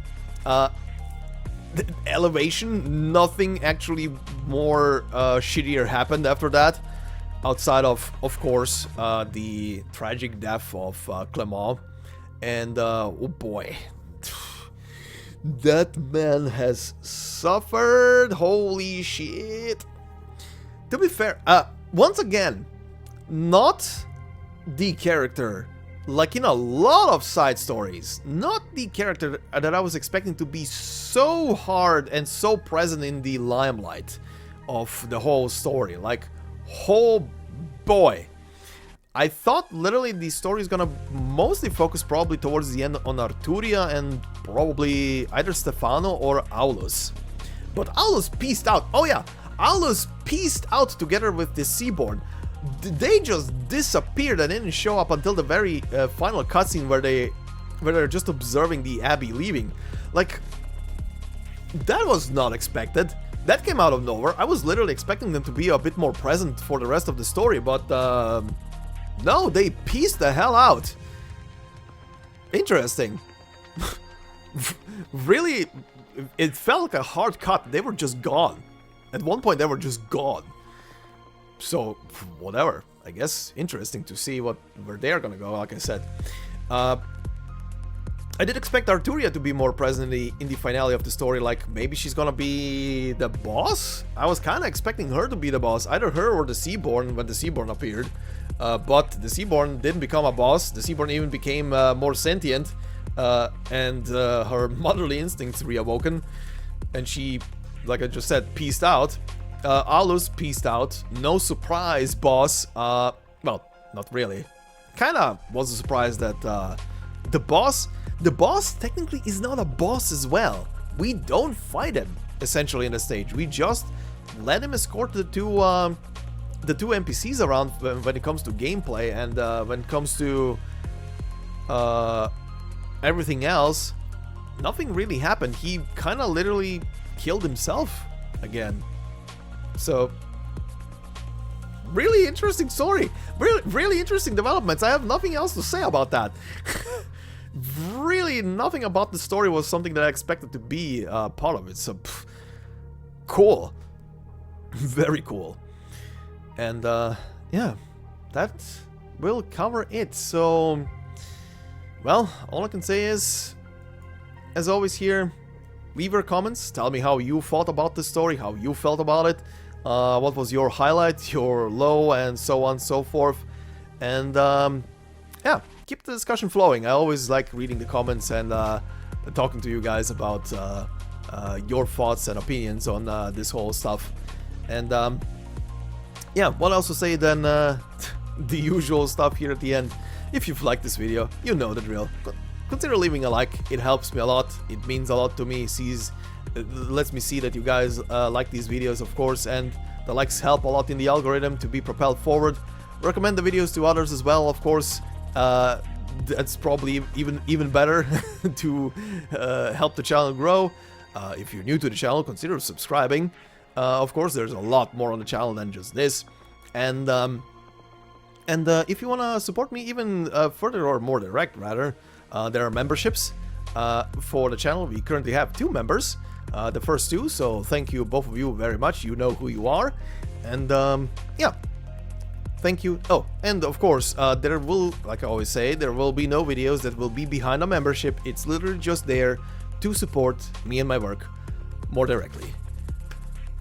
Alright, I need to spice this thing together, hit render, and I need to post this. And yeah, and I will see you in the next one. Considering we're gonna have the holidays now again, with New Year and everything, I think the next thing is gonna be the rerun for Lingering Echoes, which, by the way, very funny, or I don't know.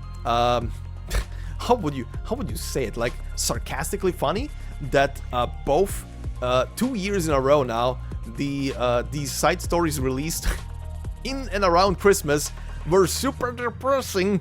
Anyway, God, cannot wait. I think like this story was even more depressing than the one from last year, than Lingering Echoes. And I'm kind of dreading where we're gonna end up with next year. This is kind of progressively going more depressing and depressing with these Christmas stories. Anyway, getting off topic. Thank you very much. I will see you in the next one. Like I said, the next thing should be the rerun for Lingering Echoes. We'll see about what we're gonna do around that time, if that is the case. And yeah, until then, couple of operator records are going to be coming up on the channel over the next couple of days. Look forward to those, including the one that I've did voice act through on this very video at the beginning, plus a couple of others. And yeah, I'll see you in the next one. Until then, have a fantastic couple of days around the holidays, a good start in a new year, and I will see you in the next one. Until then, bye-bye.